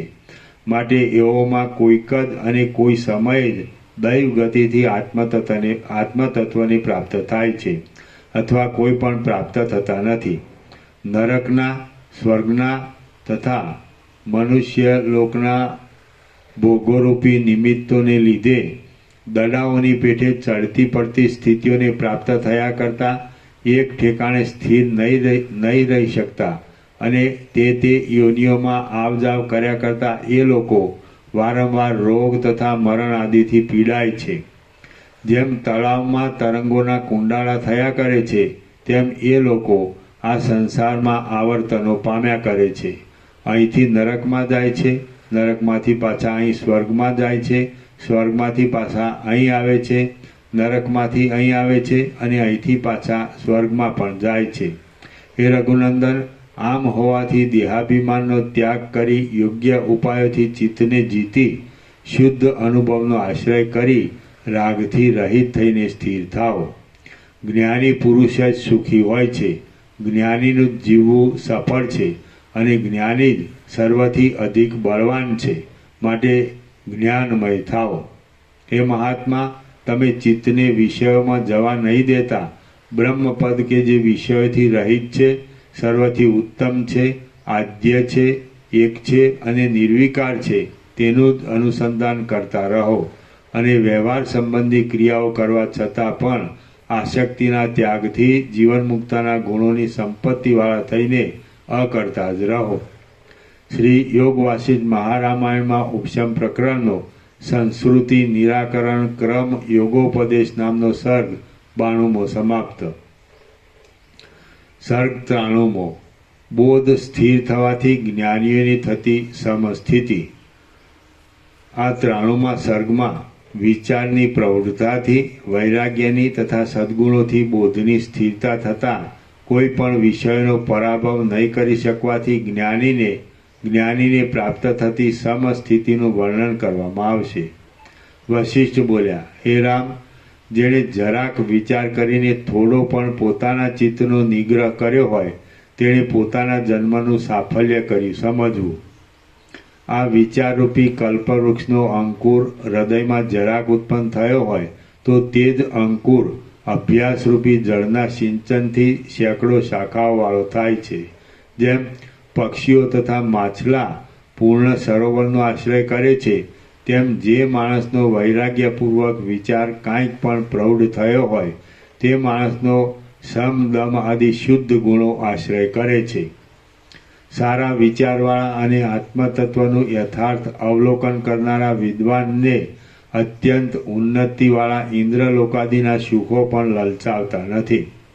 આત્માના યથાર્થ અનુભવથી પ્રૌઢ થયેલી બુદ્ધિવાળા પુરુષને વિષયો, મનની વૃત્તિઓ, આધિઓ કે વ્યાધિઓ શું કરી શકે? કાંઈ વિકાર ઉત્પન્ન કરી શકે નહીં. ભમતા પવનોના સમૂહોવાળા અને વીજળીઓના મંડળોથી અત્યંત રાતા લાગતા પુષ્કરાવર્તક નામના પ્રલયકાળના મેઘો ક્યાંય બાળકોની મુઠ્ઠીઓથી પકડાયા છે? ચંદ્રપ્રકાશથી ઉઘડતા પોયણ નામના કમળો મારા નેત્રોની શોભાને જીતી લે છે એવી શંકાથી મુગ્ધા સ્ત્રીએ આકાશમાં રહેલા ચંદ્રને ક્યાંય સુંદર મણિઓના ડાબલામાં પૂરી મૂક્યો છે? ગંડ સ્થળોમાંથી ઉડતા ભ્રમરોના મંડળોરૂપી નીલકમલોના મુકુટોવાળા મદોન્મથ હાથીઓને મુગ્ધા સ્ત્રીના શ્વાસથી પણ ઉડી જાય એવા નબળા મચ્છરોએ ક્યાંય મારી નાખ્યા છે? ફાડી નાખેલા હાથીઓના કુંભસ્થળોમાંથી ચોંટી રહેલા મોતીઓથી શોભતા નખપંજરોવાળા અને યુદ્ધમાં કોપ પામેલા સિંહોને ક્યાંય હરિણોએ કચરી નાખ્યા છે? ઝેરના ગુંદર જેવા બિંદુઓથી વનમાં મોટા મોટા વૃક્ષોને બાળી નાખનારા ભૂખ્યા અજગરોને ક્યાંય કોપ પામેલા નાના દેડકાઓ ગળી ગયા છે? તેમજ ચોથી પાંચમી આદિ ભૂમિકાઓને પ્રાપ્ત થયેલા ધીર વિવેકી બ્રહ્મને જાણી ચૂકેલા અને ચડતી પડતી ભૂમિકાઓને જીતી લેવાની તૈયાર થયેલા તત્વવેત્તાને ક્યાંય વિષયો કે ઇન્દ્રિયોરૂપી ચોરોએ દબાવ્યો છે? જેમ પ્રચંડ પવનો કાપી નાખેલા બંધનવાળી કૂણી લતાને હરી જાય છે, તેમ વિષયરૂપી શત્રુઓ પ્રૌઢ નહીં થયેલી વિચાર શક્તિને હરી જાય છે. જેમ સાધારણ પ્રલયોમાં પણ અવિચર રહેનારા મેરુ પર્વતને મંદ પવનો ભાગી શકતા નથી, તેમ પ્રૌઢ થયેલા વિવેકને દુષ્ટ રાગ આદિ વૃત્તિઓ ભાગી શકતી નથી. જેણે ચિત્તરૂપી પૃથ્વીમાં પોતાનું દ્રઢ મૂળ બાંધ્યું ન હોય એવા વિવેકરૂપી ફૂલઝાડને ચિંતાઓરૂપી વંટોળિયાઓ પાડી નાખે છે, પણ મૂળોથી ચિત્તરૂપી પૃથ્વીની અંદર દ્રઢ થઈને રહેલા તે ઝાડને એ વંટોળિયાઓ પાડી શકતા નથી. ચાલતા, ઊભા રહેતા, જાગતા અને સૂતા પણ જે પુરુષનું ચિત્ત વિચારમય ન રહેતું હોય તે પુરુષ મુવેલો જ કહેવાય છે. હે રામ, આત્માને ઓળખવાની દ્રષ્ટિ રાખીને ધીરે ધીરે પોતાની મેળે અથવા સજ્જનોને સાથે રાખીને આ જગત શું હશે અને આ દેહ શું હશે એવો વિચાર કરો. જેમ પ્રકાશવાળા દીવાથી તુરત વસ્તુ જોવામાં આવે છે, તેમ અજ્ઞાનને હરનારા વિચારથી તુરત પરમપદ જોવામાં આવે છે. જેમ પ્રકાશનો વિલાસ કરનારા સૂર્યથી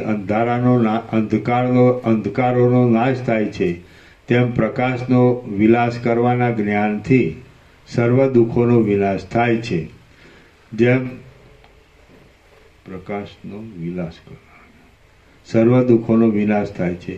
જેમ સૂર્ય ઉદય પામતા નિર્મળ પ્રકાશ પોતાની મેળે ઉદય પામે છે, તેમ જ્ઞાન પ્રકટ થતાં જાણવા યોગ્ય પરબ્રહ્મ પોતાની મેળે ઉદય પામે છે.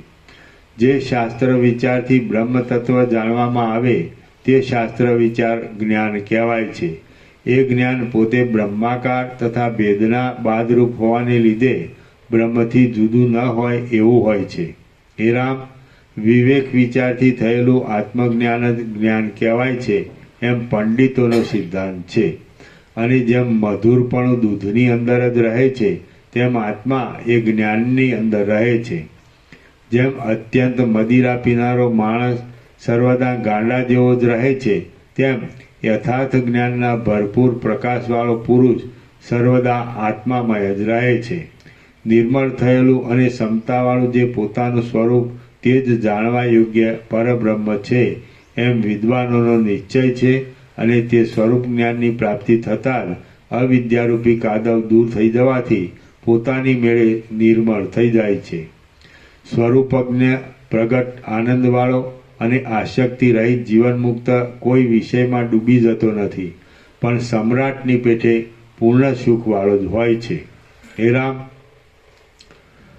રામ, જેમ ચંદ્ર કમળોમાં રુચિ બાંધતો નથી, તેમ જ્ઞાની પુરુષ વીણાઓના કે વાંસળી આદિના સુંદર શબ્દોમાં, સંભોગના બીભત્સ વર્ણનોવાળા સ્ત્રીઓના સુંદર ગાયનોમાં, વસંતના મધથી મત થયેલા ભ્રમરોના ગુંજારોમાં, વરસાદથી ખીલતા પુષ્પોમાં, મેઘની ગર્જનાઓમાં, મયુરોના નૃત્યોમાં તથા સુંદર ટવકાઓમાં, ગાજતા વાદળાઓના ટુકડાઓમાં, સારસોના શબ્દોમાં, તારથી માંડીને તે હાથ સુધીના સાધનોથી વગાડવામાં આવતા જુદા જુદા વાજાઓમાં, ગંભીર મૃદંગોમાં, તારોવાળા વાજાઓમાં, ચામડાથી મઢાયેલા વાજાઓમાં, અંદર છિદ્રવાળા વાજાઓમાં, કાશીજોડ આદિમાંના વિચિત્ર શબ્દોમાં અને અન્ય કોઈ કઠોર કે મધુર શબ્દોમાં ક્યાંય પણ રુચિ બાંધતો નથી. હે રામ, જેમ હંસ નિર્મળ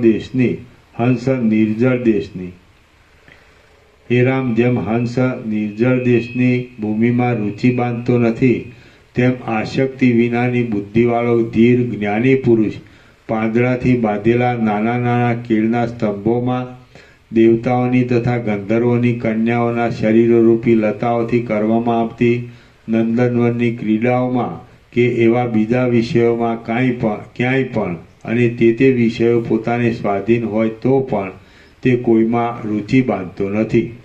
હે રામ, જેમ બ્રાહ્મણ કૂતરાના માંસના ટુકડાઓમાં રુચિ બાંધતો નથી, તેમ આસક્તિ વિનાની બુદ્ધિવાળો અને સર્વદા તૃપ્ત રહેનારો જ્ઞાની પુરુષ મૂસી ખારેકના વૃક્ષોમાં, કદંબોમાં, પનસ આદિમાં, દ્રાક્ષની, કાકડીની, અખોડની, ગોલાઓની તથા લીંબુઓની જાતિઓમાં, મદિરા, મૈરઈ, માધવિક અને આસવાદી જુદા જુદા પ્રકારોના મદ્યો પીવાની ભૂમિકાઓમાં, દહીંમાં, દૂધમાં, ઘીમાં, ઊના દૂધમાં, દહીં રેડીને કરેલા વિકારમાં, માખણમાં, ભાત આદિમાં, 6 રસોવાળા વિચિત્ર ચાટવાના તથા પીવાના પદાર્થોમાં, ફળોમાં, મૂળોમાં, શાકોમાં, માંસોમાં અને એવા પ્રકારના બીજા પદાર્થોમાં ક્યાંય પણ રુચિ બાંધતો નથી.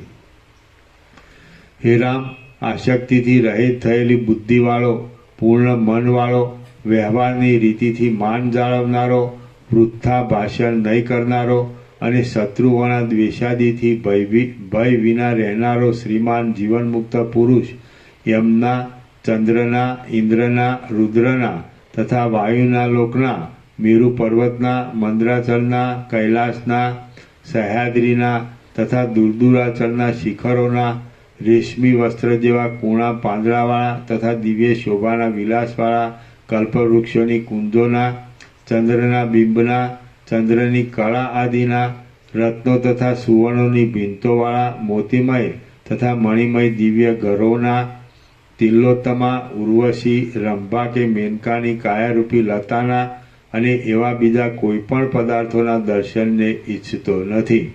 હે રામ, જેમ બ્રાહ્મણ મદ્યોની સુગંધોમાં રુચિ રાખે નહીં, તેમ સમબુદ્ધિવાળો, વિષયોથી ક્ષોભ નહીં પામનારો અને પોતાના સ્વરૂપનું અનુસંધાન કરનારો જીવનમુક્ત પુરુષ ડોલરના, પારિજાતના, કલહારના, કમળ આદિના, કુમુદના, નીલકમળના, પુન્નાગના, કેતકીના, અગરુની જાતિઓના, કદંબોના, ઉત્તમ આંબાના, સાધારણ આંબાના, કેસુડાના, આસોપાલવના, જાસૂદના, મધુમાધવીના, ઉત્તમ બોરડીના, ગોલાના, પાટલાની જાતિઓના, ચંદનના, કપૂરના, લાખના, કસ્તુરીના, કેસરના, લવિંગના, એલચીના, મરીચ કંકોલના, તગરના કે એવા બીજા કોઈ પણ પદાર્થોની સુગંધમાં રુચિ રાખતો નથી. હે રામ, જીવનમુક્ત પુરુષ સમુદ્રની ઘૂઘવાટીથી, વાદળાઓના ગડગડાટથી, પવનોમાં ઉઠતા મોટા પડછંદાના શબ્દથી કે સિંહોની ગર્જનાથી જરા પણ ક્ષોભ પામતા નથી. હે રામ, જીવનમુક્ત પુરુષ શત્રુઓએ કરેલા નગારાના ડંકાથી, યુદ્ધના ઢોલના શબ્દોથી કે ધનુષ્યના કડવા ટંકારોથી જરા પણ ક્ષોભ પામતો નથી. હે રામ, જીવનમુક્ત પુરુષ મદોન્મત હાથીઓની ગર્જનાઓથી, વેતાલોની ખિખિયાટીઓથી, પિશાચોના તથા રાક્ષસોના સિંહનાદોથી જરા પણ કંપતો નથી. હે રામ, જીવનમુક્ત પુરુષ વીજળી પડવાના કડાકાઓથી, પર્વત ફાટવાના શબ્દથી કે ઐરાવત હાથીની ગર્જનાથી જરા પણ કંપતો નથી. હે રામ, જીવનમુક્ત પુરુષ ચાલતી કરવટ વડે વહેરાવાથી, સજેલી તલવાર વડે કપાવાથી કે બાણોના તથા વજ્રના પડવાથી પણ સ્વરૂપના અનુસંધાનમાંથી કંપાયમાન થતો નથી. હે રામ, જીવનમુક્ત પુરુષ બગીચામાં જતા પણ આનંદ કે ખેદને પ્રાપ્ત થતો નથી અને નિર્જળ દેશોમાં જતા પણ આનંદને કે ખેદને પ્રાપ્ત થતો નથી.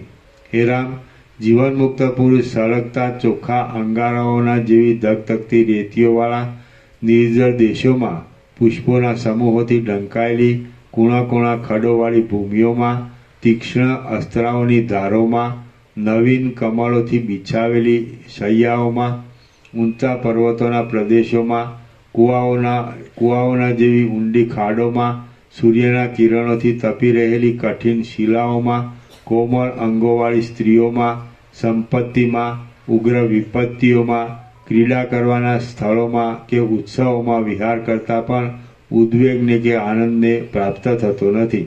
હે રામ, જીવનમુક્ત પુરુષ સઘળા વ્યવહારોને કરતા છતાં પણ સર્વદા વેઠિયાની પેઠે આસક્તિ વિનાનો જ રહે છે. હે રામ, સમતાવાળો, સ્વસ્થ મનવાળો અને વૃથા ભાષણ નહીં કરનારો જીવનમુક્ત પુરુષ લોઢાના યંત્રોથી સાંકડી કરેલી અને જેઓમાં પરસ્પરમાંથી અનંત બાલાઓની તથા તોમરોની વૃષ્ટિઓ પડ્યા કરે છે એવી નરકોના અરણ્યોની ભૂમિઓમાં પણ ડરતો નથી. વ્યાકુળ થતો નથી, રાગ પણ થતો નથી, પરંતુ પર્વતની પેઠે ધીરજપણાથી જ રહે છે. હે રામ, જીવનમુક્ત પુરુષ અપવિત્ર, અપથ્ય, ઝેરવાળા, છાણ આદિથી ખરડાયેલા, રસ વિનાના અને સડેલા અન્નને પણ સારા અન્નની પેટે ખાઈ જઈને તુરત પચાવી દે છે. હે રામ, ક્યાંય પણ આસક્તિ નહીં રાખનારો જીવનમુક્ત પુરુષ કડવા ગોલાની તથા અતિ વિષની ચટણીના, દૂધના, શીરડીના, પાણીના તથા ભાતના સ્વાદમાં પણ સમાન બુદ્ધિવાળો જ રહે છે. હે રામ, રાક્ષસોની તથા પિશાચો આદિની જાતિનો કોઈ જીવનમુક્ત હોય તો તે મદિરાઓથી, લોટના મદ્યોથી, દૂધોથી, લોહીથી, મધના રસોથી, આશાઓથી, લુખા અસ્થિઓથી, તૃણોથી કે કેશો આદિથી પણ હસને કે ખેદને પ્રાપ્ત થતો નથી. હે રામ, જીવનમુક્ત પુરુષ જીવનું હરણ કરનારને અને જીવને આપનારાને પણ પ્રસન્નતાથી તથા મધુરતાથી શોભી રહેલી એક સરખી દ્રષ્ટિથી જુએ છે.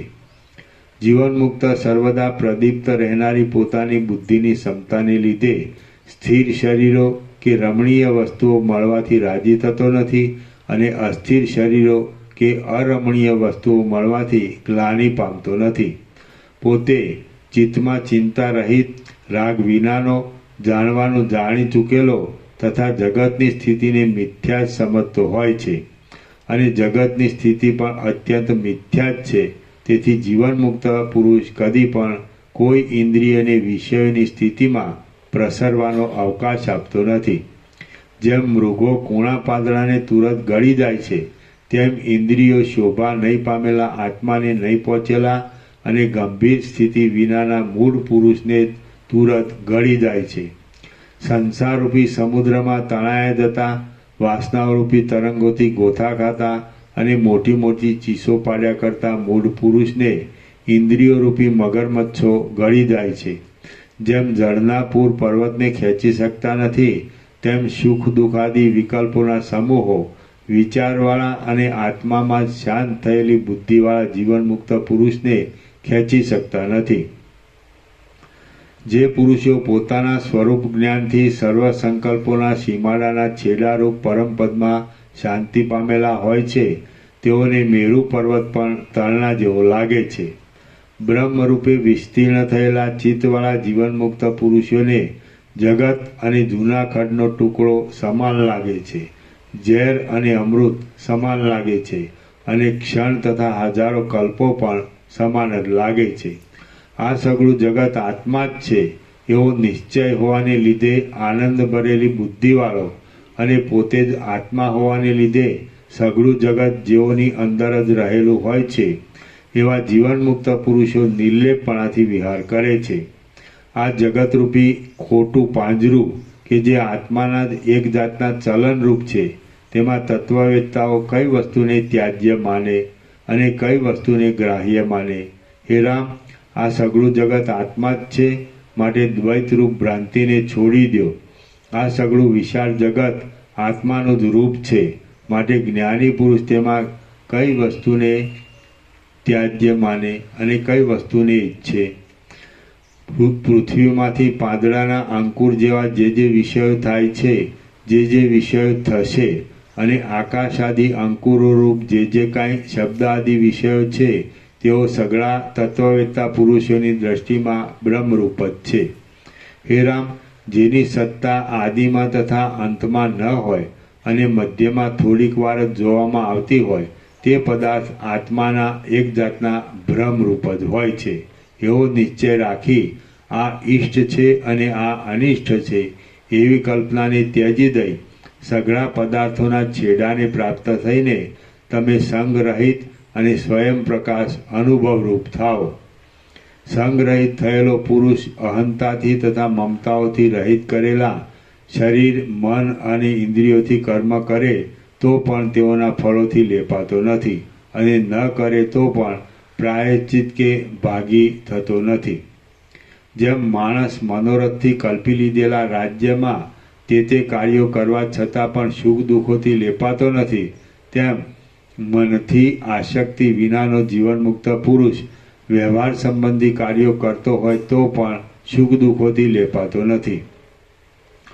જેમ માણસ મનોરથથી કલ્પી લીધેલું મંત્રીપણું કરવા છતાં પણ તેના સંબંધના સુખ દુઃખોથી લેપાતો નથી, તેમ મનને સંગ વિનાનું રાખ્યા કરતો જીવનમુક્ત પુરુષ શરીર આદિ સાધનોથી વ્યવહારના કાર્યો કરતા છતાં પણ સુખ દુઃખોથી લેપાતો નથી. બાળકનું ચિત્ત પણ જ્યારે બીજા સ્થળમાં લાગ્યું હોય છે ત્યારે તે બાળક પોતાની પાસે પડેલા પદાર્થને નેત્રથી દેખવા છતાં પણ દેખતો નથી.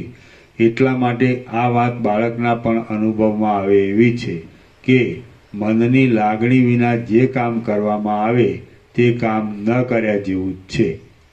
જેઓનું ચિત્ત બીજા દેશમાં લાગી રહ્યું હોય અને પોતે પોતાના ઘરમાં બેઠેલા હોય એવા પામર લોકોને અને કાચી બુદ્ધિવાળા બાળકો આદિને પણ આ વાત અનુભવમાં આવેલી હોય છે કે જોવા તથા સાંભળવા આદિ ક્રિયાઓ કરવા છતાં પણ જેનું મન તે ક્રિયાઓમાં લાગ્યું ન હોય તે પ્રાણી દેખતા, સાંભળતા, સ્પર્શ કરતા, આંખોને ઉગાડતા અથવા મીંચતા છતાં પણ કાંઈ કરતો નથી અને તેથી હાથ પગ આદિ કર્મેન્દ્રિયો સંસ્કારના બળથી તે કાર્યોમાં પડતા છતાં પણ પોતે તે કાર્યોમાં પડતો નથી. હે રામ, માટે સંગત પુણ્ય પાપ આદિ અનર્થોનું કારણ છે. સંગત સંસારનું, આશાઓનું અને આપત્તિઓનું કારણ છે. સંઘનો ત્યાગ થાય એ જ મોક્ષ છે અને સંઘનો ત્યાગ કરવાથી જ પુનર્જન્મની પ્રાપ્તિ થતી નથી એમ વિદ્વાનોએ સિદ્ધાંત કર્યો છે. માટે તમે પદાર્થોના સંઘને ત્યજી દો અને જીવન મુક્ત થાઓ. રામ બોલ્યા, હે સઘળા સંશયરૂપી ઝાકળને ટાળી નાખવામાં શરદ ઋતુના પવન સરખા ગુરુ મહારાજ, આપ સંઘ એ શબ્દથી કોને કહો છો? સંઘ શબ્દનો શો અર્થ છે તે મને સંક્ષેપમાં કહો. વશિષ્ઠ બોલ્યા, હે રામ, પ્રિય અપ્રિય પદાર્થોના સંયોગ વિયોગ થતાં હર્ષ શોકરૂપી વિકાર આપનારી જે મલિન વાસના છે તે સંગ એ શબ્દથી ઓળખાય છે. જીવનમુક્ત પુરુષોની વાસના હર્ષ શોકરૂપી વિકારના સંબંધ વિનાની હોવાને લીધે શુદ્ધ હોય છે.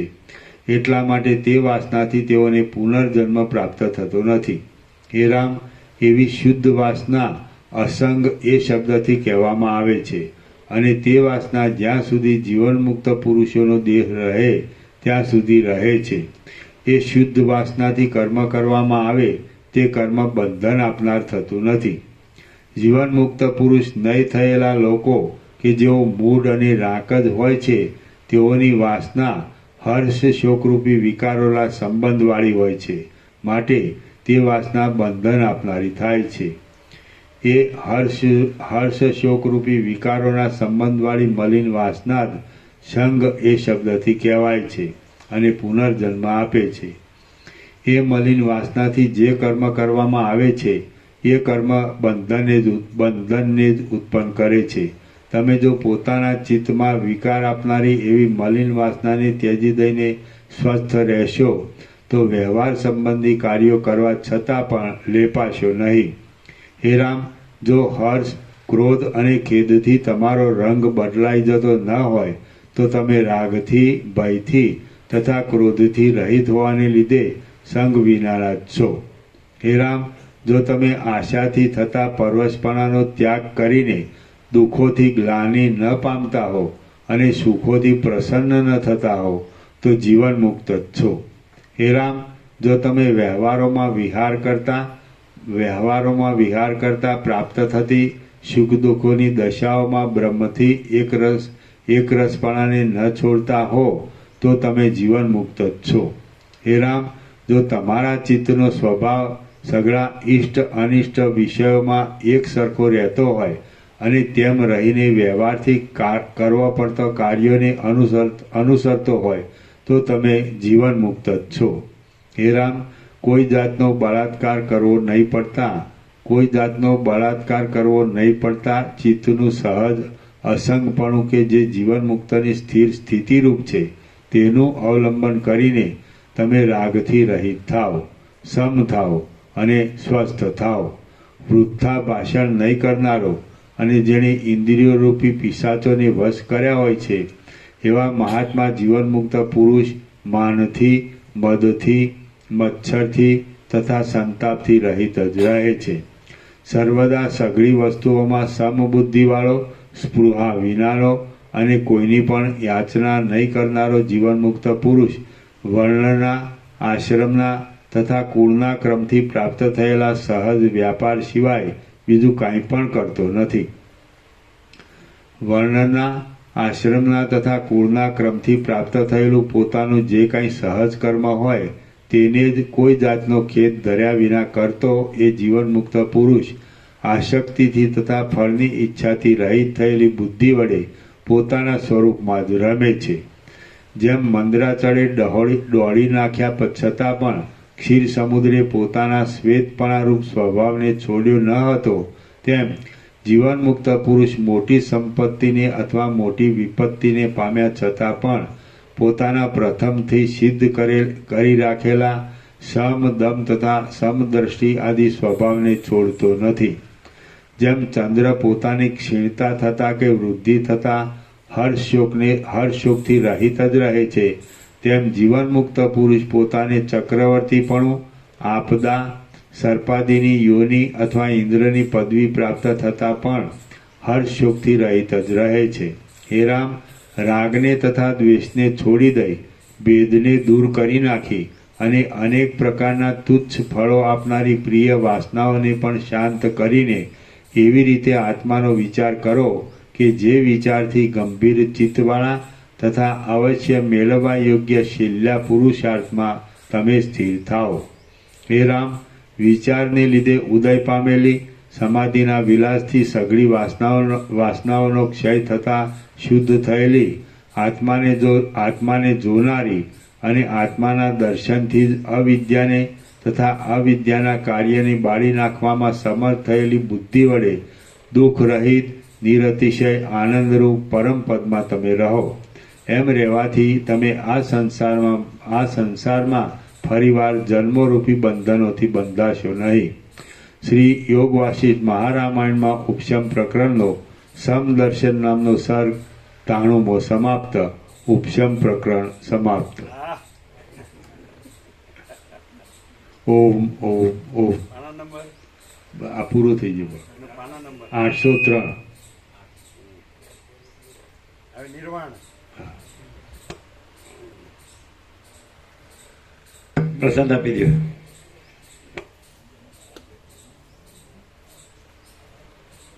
બીજો સાંજથી બીજો ભાગ. એટલે પહેલો ભાગ લીધો તો 13મી તારીખે, 13મી સાંજે લીધો. એ છે ને આપણો સપ્ટેમ્બર, એટલે 13મી સાંજે લીધો એટલે એના 18 દિવસ, 17.5 દિવસ, અને આજે તારીખ થઈ 23, આ અડધો દિવસ, એટલે 22 અને 17, 23, આજે 23, 40 દિવસમાં આખો પહેલો ભાગ સંપૂર્ણ. સરસ, વેરી ગુડ. 803. બીજા પાના કેટલા છે બીજા ભાગમાં? તો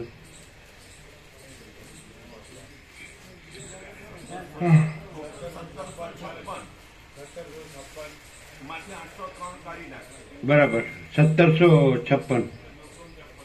બરાબર 953. તો 803માં 40 દિવસ લાગ્યા, તો 953માં કેટલા દિવસ લાગે?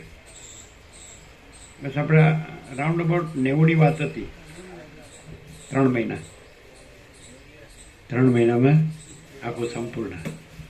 અને અખંડિતમ એટલે શું? એકરસ.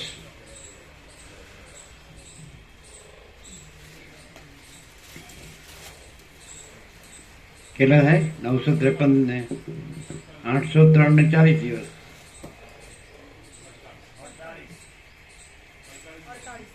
48 એટલે 40 ને 40 80 ને 8 88 આપણે 90 કીધું હતું રાઉન્ડ અબાઉટ. એમાં અમુક પાના 23 પાના નથી એટલે 1733 પાના છે એવું છે. હા,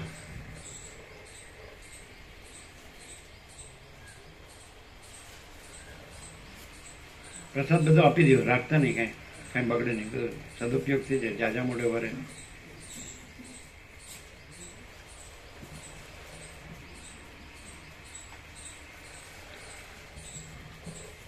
પ્રવાસ હજુ 54 દિવસ છે એટલે પ્રવાસ પહેલા પતી જશે.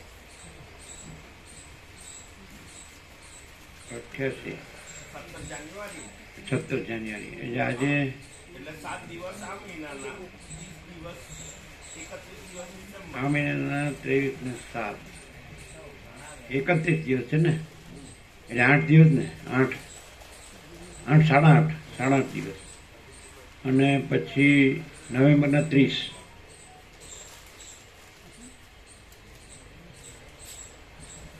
અને ડિસેમ્બરના 31 અને જાન્યુઆરીના 16.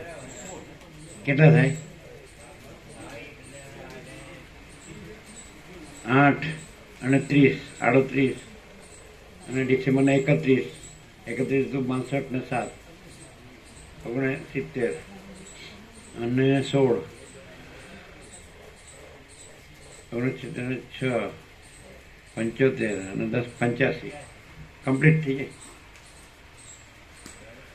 જાય એટલે થઈ જાય રાઉન્ડ અબાઉટ. એ તો આપણે પૂર્ણ જ કરીએ ને, શું કામ? પૂર્ણ કર્યા વગર જવાનું જ નહીં. હે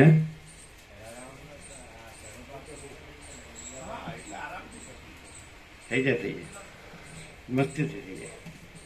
પ્રસાદ આપો બધાને. આજે છે ને માળીઓ બનાવનાર પ્રસાદ, પૂર્ણપોળી પ્રસાદ બનાવવાનો છે.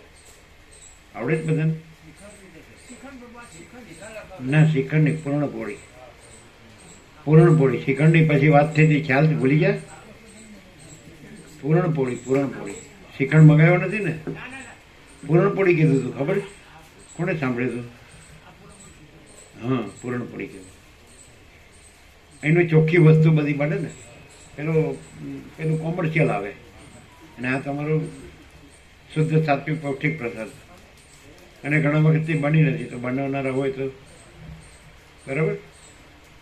પૂર્ણપોળી આવડે ને બધાને? આવડે? બીજા કોને આવડે? તમને આવડે છે ને? પહેલાંને આવડે? બીજા કોને આવડે? આમાંથી આવડે પહેલાં? અને સેવામાં તો બધા સાથે રહેવાય ને. હા, ઘી ચોપડતા તો બધાને આવડે.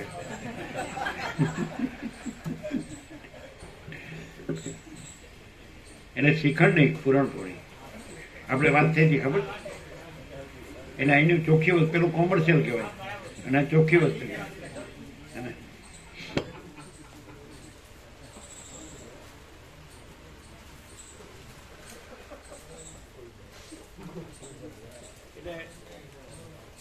ખાંડ નહીં કરતા દેશી ગોળ સારો, નડે નહીં. શું કહો છો? દેશી ગોળ સારો ને, કાળો દેશી ગોળ હોય ને તો નિરોગી. બરાબર.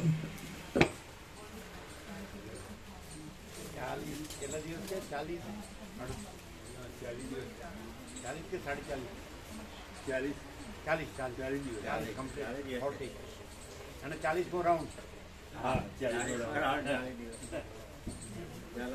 પરમ પિતા પરમ જ્યોતિ અખંડ જ્યોતિ છું. હે?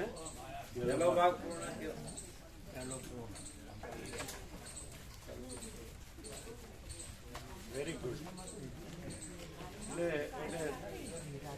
દક્ષિણ ભારત મહાતીર્થ દર્શન યાત્રા પહેલા 40મો રાઉન્ડ સંપૂર્ણ થઈ ગયો. એના પહેલા વહેલા પતી જાય. વહેલા પતી જાય. ના, વહેલા ના 40 દિવસ જ જોવે ને આપણે. 40 ન જોવાય. 953 પાના આ તો 804 953 પાના એટલે 48 દિવસ જોઈએ, 48 જેવા દિવસ જોઈએ. 48 દિવસની જગ્યા માનો કે 8 અને પેલાથી 37 ને 16 એટલે 44 ને 10 54 દિવસ છે આપણી પાસે. 54 દિવસ છે. 54 કેટલા રહે? 54 દિવસ છે. તમે 48 દિવસ જ જોઈએ. 54 રહે ને? એક અઠવાડિયું સંપૂર્ણ થઈ જાય.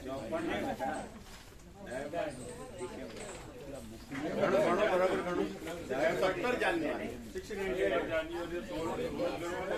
દિવસ કરા ને 16 ને 31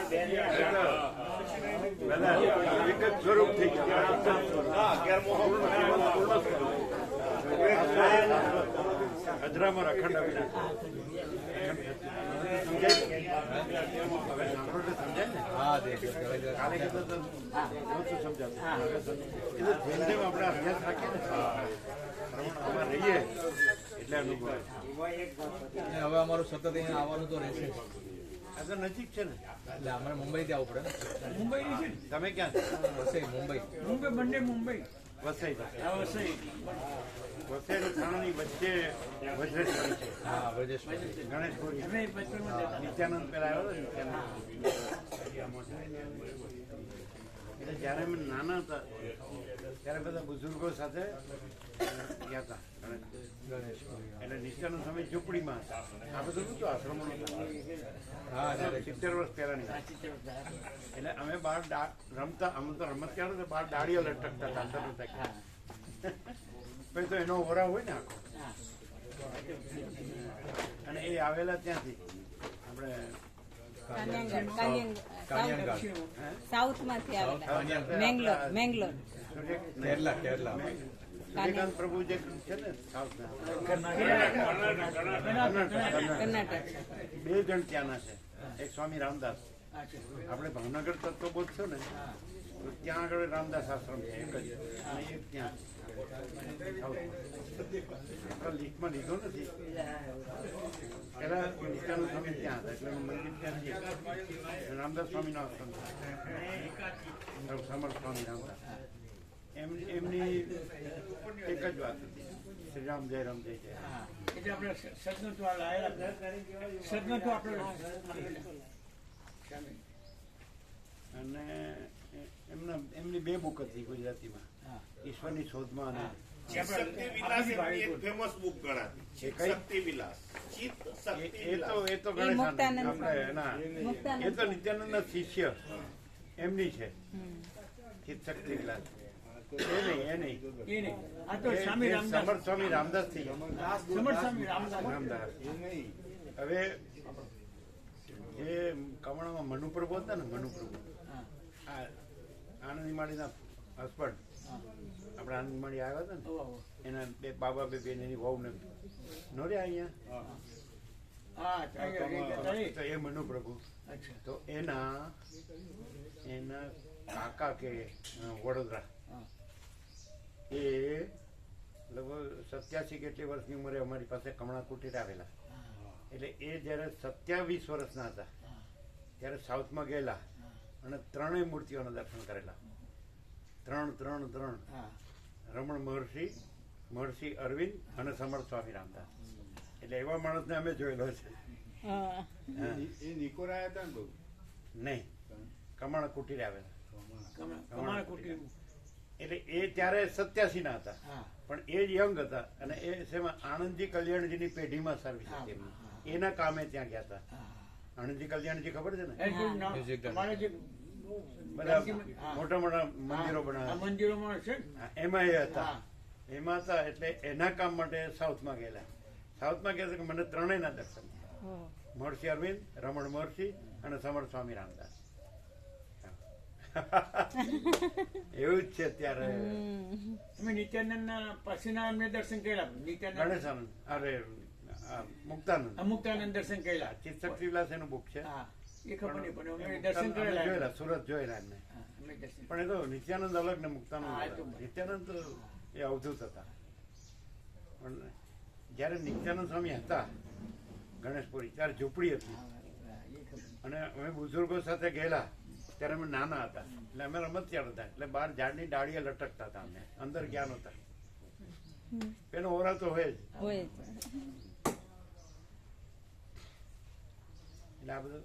અને વજ્રેશ્વરી તો આપણે વેકેશનમાં બધા જાય ને હા, સેનેટોરિયમમાં હા પ્રભુ. આનંદ કરવા, નદી હતી હા. એમાં સ્નાન એ કરવા વચ્ચે મળે. ગંગા અમે સ્નાન કરેલું બહુ એક વખત. હા, હા. ને અમે ત્યાં રહેતા, આપણે વેકેશનમાં રહીએ ને, મહિનો ન હા, રહીએ, હા પ્રભુ. હા. એવી રીતે અમે ચોરવાડ રહેલા. એ સૌરાષ્ટ્રનું કાશ્મીર, અચ્છા. ચોરવાડ. ચોરવાડ. હા. ચોરવાડ ખબર ને? હા. નામ આપણે. ત્યાં અમે ત્યાં આગળ એ સમુદ્ર કિનારે છે, હા. પણ સમુદ્ર નતા ગયા, પણ ત્યાં આગળ હોજ હા. નાવાના, પછી સોપારીના, પછી આપણે પાન ખાઈએ ને જે, હા. એ પાન ત્યાં થાય, હા. નાગરવેલના પાન, નાગરવેલના. સોપારીના, હા.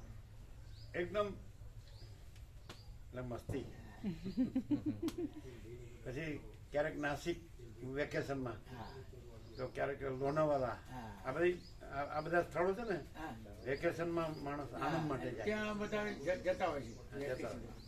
અમે બાળપણમાં માઉન્ટ આબુ ગયા ને હા. ત્યારે કોઈ નહીં, અમે જ એકલા, અમારી સાથે 1-2 જણ જ. હા. તો આમ આનંદ સિવાય બીજું કાંઈ નહીં. એકદમ કુદરતનો ખોળો એટલે ભગવાનનું ઘર, એટલે કોઈ કૃત્રિમતા, ઔપચારિકતા અડમની કોઈ. આ બધું હોટલો બોટલો કુછ નહીં, હા. ધર્મશાળા બળસર, એકલો માઉન્ટ આબુ, એટલો આનંદ ને. અને સિન્સિનેરી એટલે હા. એ તો પછી કુદરત. એકદમ અનંતનું ખુલ્લું દર્શન. અને આખો અમે વિચર્યા છે ને, તો ભારત આખો એવી રીતે જ વિચર્યા છે, આખો બધો આનંદ જ છે. આ દેશ છે ને એમાં તમે આવ્યા અને બધું આખા અનંતનું દર્શન કર્યું, સમજે? અને આખા અનંતનો પ્રકાશ વશિષ્ઠ, એટલે પછી કઈ બાકી જ નહીં, સમજાય કે નહીં? બધું આવી ગયું. બધું આવી ગયું.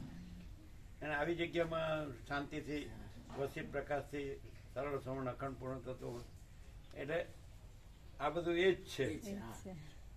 બસ એક જ છે, પરમ ચિદાકાશ, પરમ જ્યોતિ, અખંડ જ્યોતિ, મહાચિદાકાશ, સ્વયં પ્રકાશ, સંપૂર્ણ પ્રકાશ, પૂર્ણ બ્રહ્મ, અનંત તેજઘન, અનંત ચેતઘન, પરમાકાશ, કેવલ અનંત શુદ્ધ તેજઘન, પરમાકાશ, અખિલ આત્મા, પૂર્ણ બ્રહ્મ, પરમાત્મા. આ બધું એક જ છે, એમ કોઈ ભેદ નથી, કોઈ આકાર, આભાસ, ભ્રમ, મોહ કે કોઈ હું. જેમ આકાશમાં કાળું ટપકું કલંક કદી સંભવે નહીં, એમ ચિદાકાશમાં અહમ રૂપી કાળું ટપકું કલંક કદી સંભવે નહીં. એ બધું કેવળ અનંત શુદ્ધ ચિદાકાશ, ચૈતન્ય આકાશ હોય. આકાશ જેવો આખો અનંત ચૈતન્ય પ્રકાશ છે, અનંત પ્રકાશ, અનંત આનંદ, અનંત શાંતિ. જો હાય સાહેબ, પૂર્ણ વિરામ. કેવું છે? ફૂલ લાભ થઈ ગયો ને. હવે આમ વિચારવું ન પડે, જોવું જાણવું ન પડે, સમજવું ન પડે, અનુભવવું ન પડે, પામવું ન પડે. છે ને, છે જ.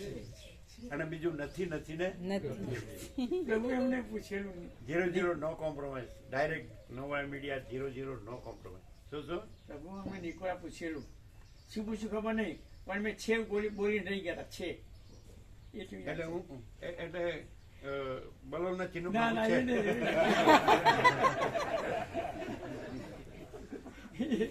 એ એવું નહીં, પણ બધી એક જ પરમાત્મા.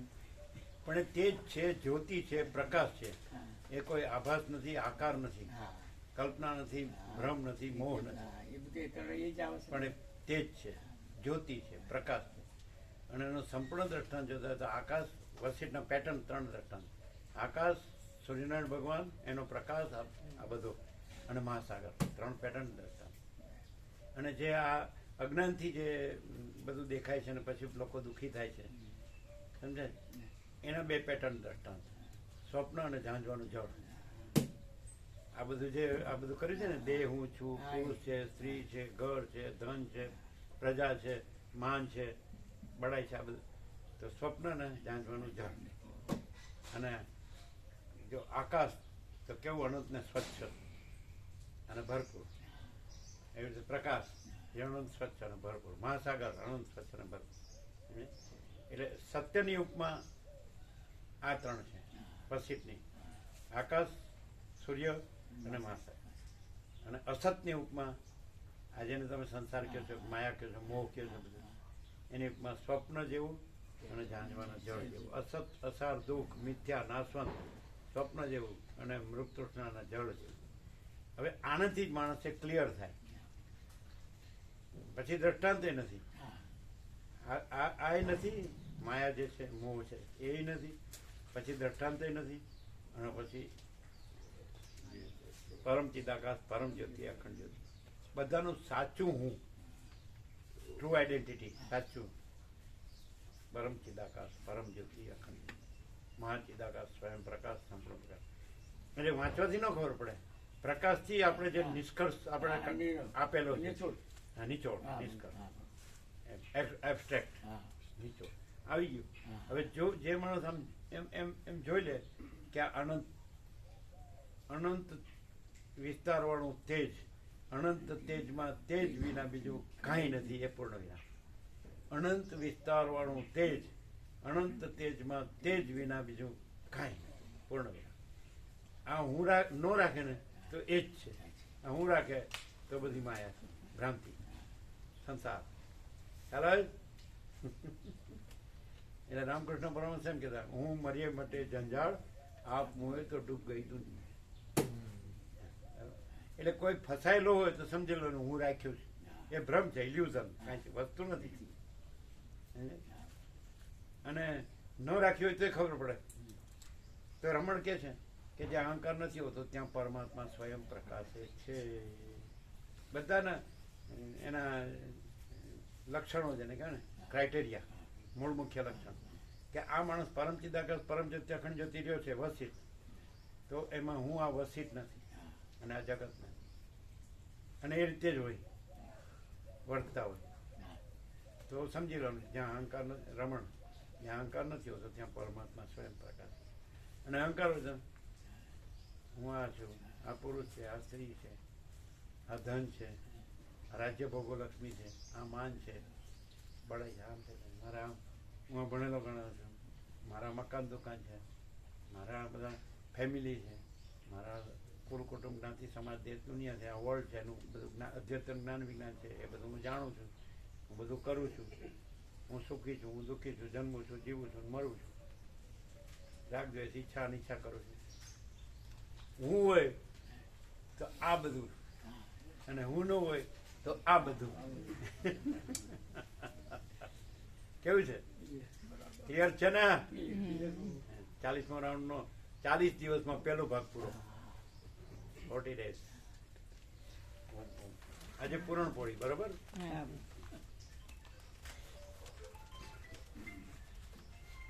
હવે તો ક્લિયર થઈ ગયું. સાચી પૂરી મળી ગઈ.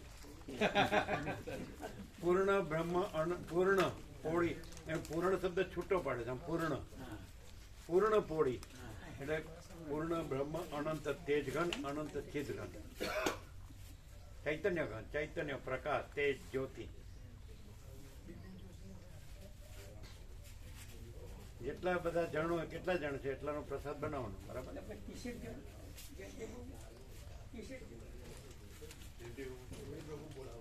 જેટલા જણો એટલાનો પ્રસાદ બનાવો.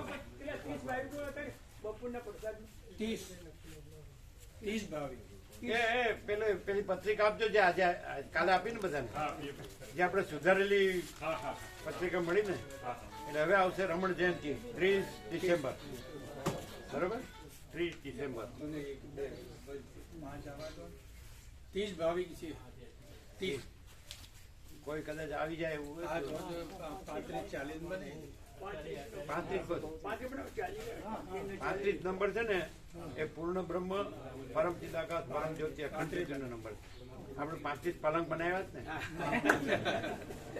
બધા ભરાઈ ગયા હતા ને, બધા ભરાઈ ગયા.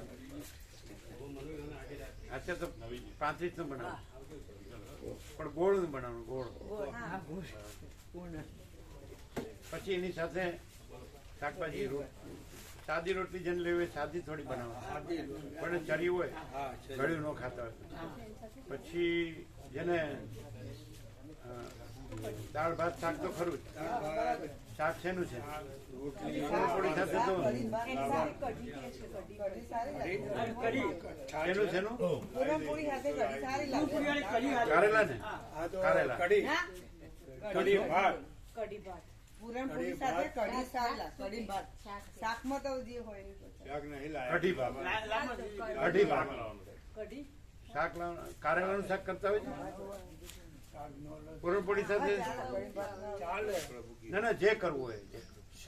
કઢી ભાત બરાબર કઢી ભાત શાક લાવીએ જે હાવ લાગે આપણે.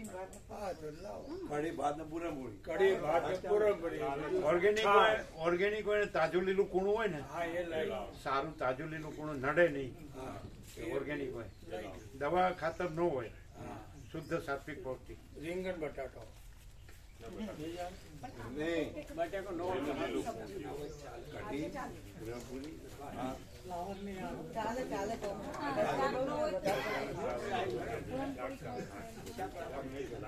શાક બનાવવાનું નહીં શાક નહીં બનાવવાનું શાક બનાવવાનું જ નહીં એમ જરૂર નથી જરૂર નથી હા ભાત કઢી અને પૂરણપોળી છાશ છાશ ખરી હા છાશ ખાલી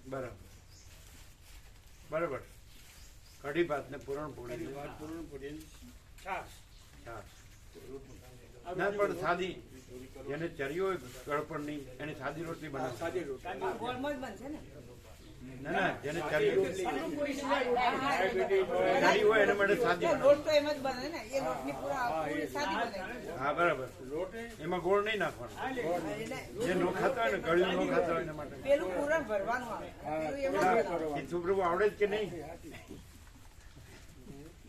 સાથે રહેવાનું બધાએ બરાબર એટલે 35 જણનો પ્રસાદ બનાવે કોઈ આવી જાય 2, 4, 5 વાંધો ના. કેવું છે ચિરાગ કહા રોશની કહા કેમ રહ્યું પ્રકાશી પ્રકાશ હા, પછી બીજા દિવસે રોશની રોશની તે જીતે તે જીતે પ્રકાશી પ્રકાશ જ્યોતિ જ્યોતિ તે જીતે આચાર્ય દેવો ભવ. એક કે સેશન છોડવા જેવું છે ના બિલકુલ નહીં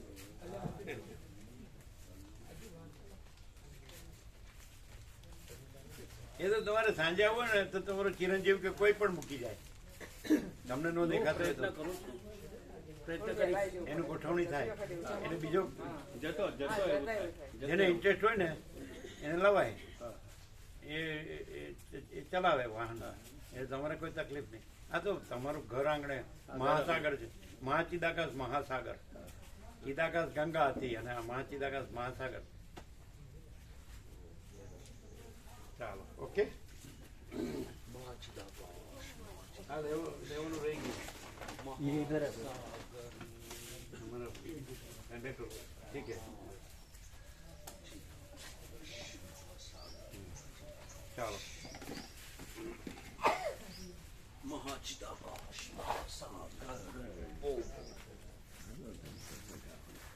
તમે ગુરુજી બ્રહ્મને જાણ્યું જ તો અહીંયા શું ડિફરન્સ ગુરુજીથી જાણ્યું એમાં ને આમાં આ પ્રકાશમાં શું ડિફરન્સ? શાસ્ત્રોથી ગુરુથી જાણ્યું અને આ પ્રકાશ એમાં શું ડિફરન્સ? જે ગુરુઓથી જાણ્યું શાસ્ત્રોથી જાણ્યું બરાબર સાંભળ્યું હોય વાંચ્યું હોય જાણ્યું હોય બ્રહ્મ જાણ્યું અને આ પ્રકાશ એમાં શું ડિફરન્સ? સાચું કેવું હોય તો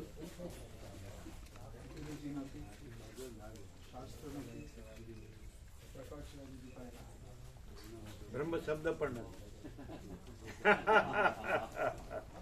પરમાત્મા શબ્દ પણ નથી બરાબર. અને